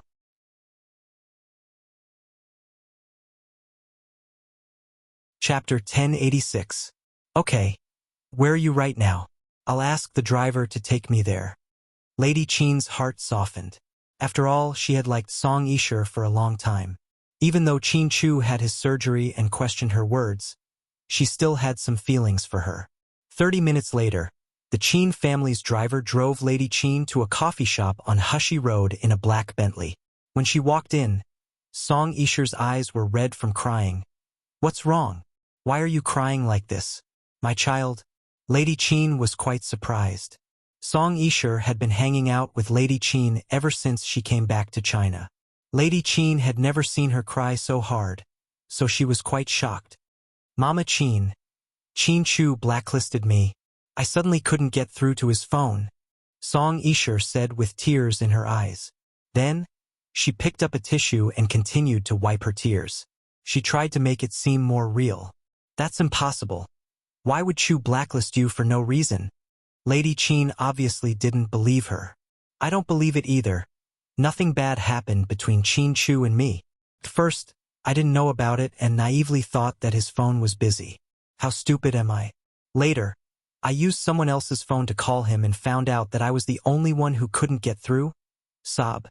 As Song Isher spoke, she began to cry again. How could this be? Don't worry. There must be some kind of misunderstanding. I'll call Chu right now and ask him about it. Lady Qin picked up her phone and was about to call, but Song Isher stopped her. Mrs. Qin, don't be so anxious. Let me finish first. Okay. Lady Qin nodded and put down her phone. After I used someone else's phone to call him, I found out that it was Huamin who picked up. That's when I figured out what was going on. Huamin always thought that Qin Chu and I had a special relationship. She used to give me a hard time, but I patiently explained everything to her. You know, I get along well with Huamin, and I've always treated her as my friend. But I feel like she's really angry this time. She might have blacklisted me behind Qin Chu's back, without Qin Chu knowing. Do you understand what I mean? Song Isher looked up at Lady Qin and asked, I understand you're saying that Chu doesn't know that Huamin did this, but why would she do that? Did you guys get into a fight? Lady Qin asked. Although she didn't like Huamin didn't seem like such an extreme person. She wouldn't blacklist Song Yisha, right? She even took Qin Chu's phone. Did she have to do that? That's what I wanted to tell you today. Mama Qin, listen carefully. I'm not trying to scare you, nor am I making up rumors. Huamin has an ambiguous relationship with the CEO of Imperial Star, Suyu. This morning, they even played a duet at the Wei family's wedding. Her actions are simply outrageous. She didn't care about the Qin family's reputation because she was afraid that I would tell Qin Chu, so she blacklisted me. Song Yisha was amazing. She directly linked the blacklisting and the duet together, and she made it sound as if it were real. That's impossible, right? Lady Qin didn't believe Song Yisha. How could something so ridiculous happen? Without saying anything, Song Yisha took out her phone and showed Lady Qin the video. Mama Qin, this is solid evidence. Take a look at it yourself. Photos can be faked, but videos can't be faked. This is the best evidence. Lady Qin picked it up and looked at it for a long time. Gradually, her expression turned ugly. Actually, I shouldn't have told you this in case you worry too much. However, this matter is detrimental to Qin Chu and the Qin family's reputation. Mama Qin, you treat me like your own daughter, so I can't keep this from you. Huamin and Suyu, I'm guessing that you already knew when Qin Chu was hospitalized. Normal people wouldn't be so busy. Luckily, Qin Chu woke up. Otherwise, Huamin would probably be hanging out with Suyu right now. I really feel bad for Qin Chu. Song Yisha's brainwashing of Lady Qin was amazing. Every word was deadly. Lady Qin was so angry that her face turned ashen, and her fingers trembled slightly. You're tuning in to the Dreamy Chapters YouTube channel. We're so grateful for your support, and don't forget to subscribe to join us on this incredible journey through captivating stories. Your generosity through donations truly makes a world of difference, as it's the primary source of revenue that allows me to expand and enhance this channel for you. Thank you from the bottom of my heart for being a part of this adventure.